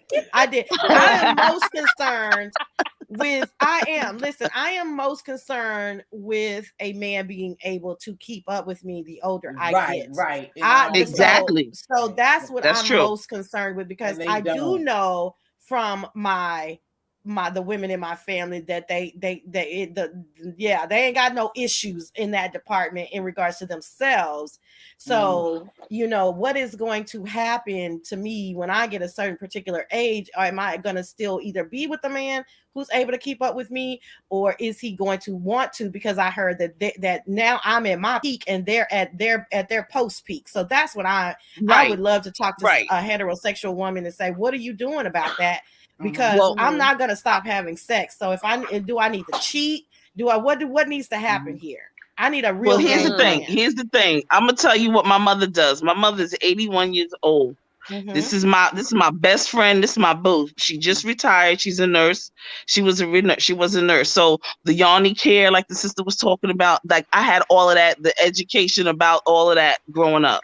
Here's the thing. Mm-hmm. My mother has a 64-year-old boo. That's what I'm talking about. Oh, okay. That's what I'm talking about. Okay. Right. He has to come and to get the pipes. Now see, let me explain something. She is not a cougar. She is a mountain lion. Let me explain. Oh goodness. Let me tell you something. Okay. She is not a cougar. Now cougars go around paying for the young boys. You know what I'm saying? That is not her testimony. If you don't have what you're supposed to have for you, because she got what she's supposed to have for her. Because when my father passed away, he made sure she got her own, and on and on and on. See, only thing she need him for is to come and clean the pipes and do what he need to do. And then he can get to stepping. You see what I'm saying? So she loves that. Okay, that's okay.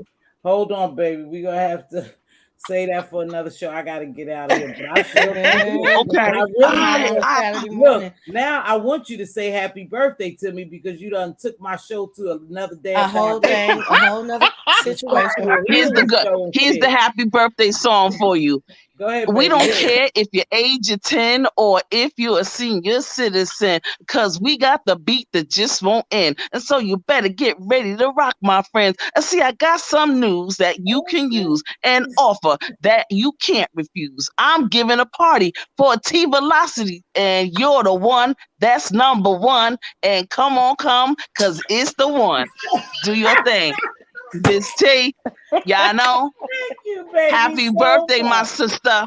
Happy birthday, Miss T. I'm dropping off. Bye, y'all. You have to be around because Sassy. Happy birthday. Thank you for having me. Thank you, baby. Bye, Tab. Bye, Maz. Y'all have a blessed Saturday. Thank you, ladies. All right, Miss Juicy. Okay, thank you, baby, so much. Bye, Miss Juicy. Bye, Miss Sassy. But Miss CC, you're gonna have to be invited to the show, okay? Because Sassy says she's gonna have a show and she want to talk to some people. So hopefully you're around to join us, okay? And we're gonna have that discussion. It's just that I have to leave. But I always of course, you know, I always enjoy you for joining my show. Appreciate you so much. That's a very nice. And I have and listen, Mz.Teavalocity, you're on the docket for some good stuff. No, good stuff. I have a young lady, Carpenters Union. And you've got to, she's a Muslim young lady. She's the head of the Carpenters Union here in Philadelphia. And she wants to talk about the various programs. Absolutely. Remember? Please. Remember? Okay. You didn't hit me up, but some stuff is going on, baby. I understand that and I respect that. Hit me up. I'm good to go with you, babe. I'm good to go. Got it. I got it. All right. All right now. Thank you, baby girl. Everybody, thank you. Peace out. Thank you, Miss Sassy, and bye, Miss Juicy. To the chat. Love you. Miss T, you enjoy your day. Thank you. Oh, Lord, I just can't with that damn TC. She came out energetic swinging, y'all. With that being said, I'm going to get ready to get out of here and close my show. I thoroughly enjoyed this. I really appreciate Sassy and everyone else who joined me. Thank you for the Cash App. Really appreciate that. With that being said, if you see your king's crown crooked, help him straighten it up. If you see your queen's crown crooked, help her straighten up. Speak life and wisdom into your princes and your princesses. They are our joint future. They are heirs. They looking to inherit something other than mess and drama and hard times and stress. So make sure we are working on creating general wealth. And as always, be a blessing and not a bother. It doesn't take much to bless someone. Simple, hello, how are you? You look beautiful today. Hey, I'll grab that cup of coffee for you. Here's a couple of dollars for lunch. Oh, you have a radiant smile. I love that tie you have on, sir. You never know what someone is going through. It doesn't take something monetary always to be a blessing to somebody. That simple hello might do it. With that being said, I'm going to run this and we're going to get ready to get out of here. Thanks for joining me again. Be blessed and most of all, be safe.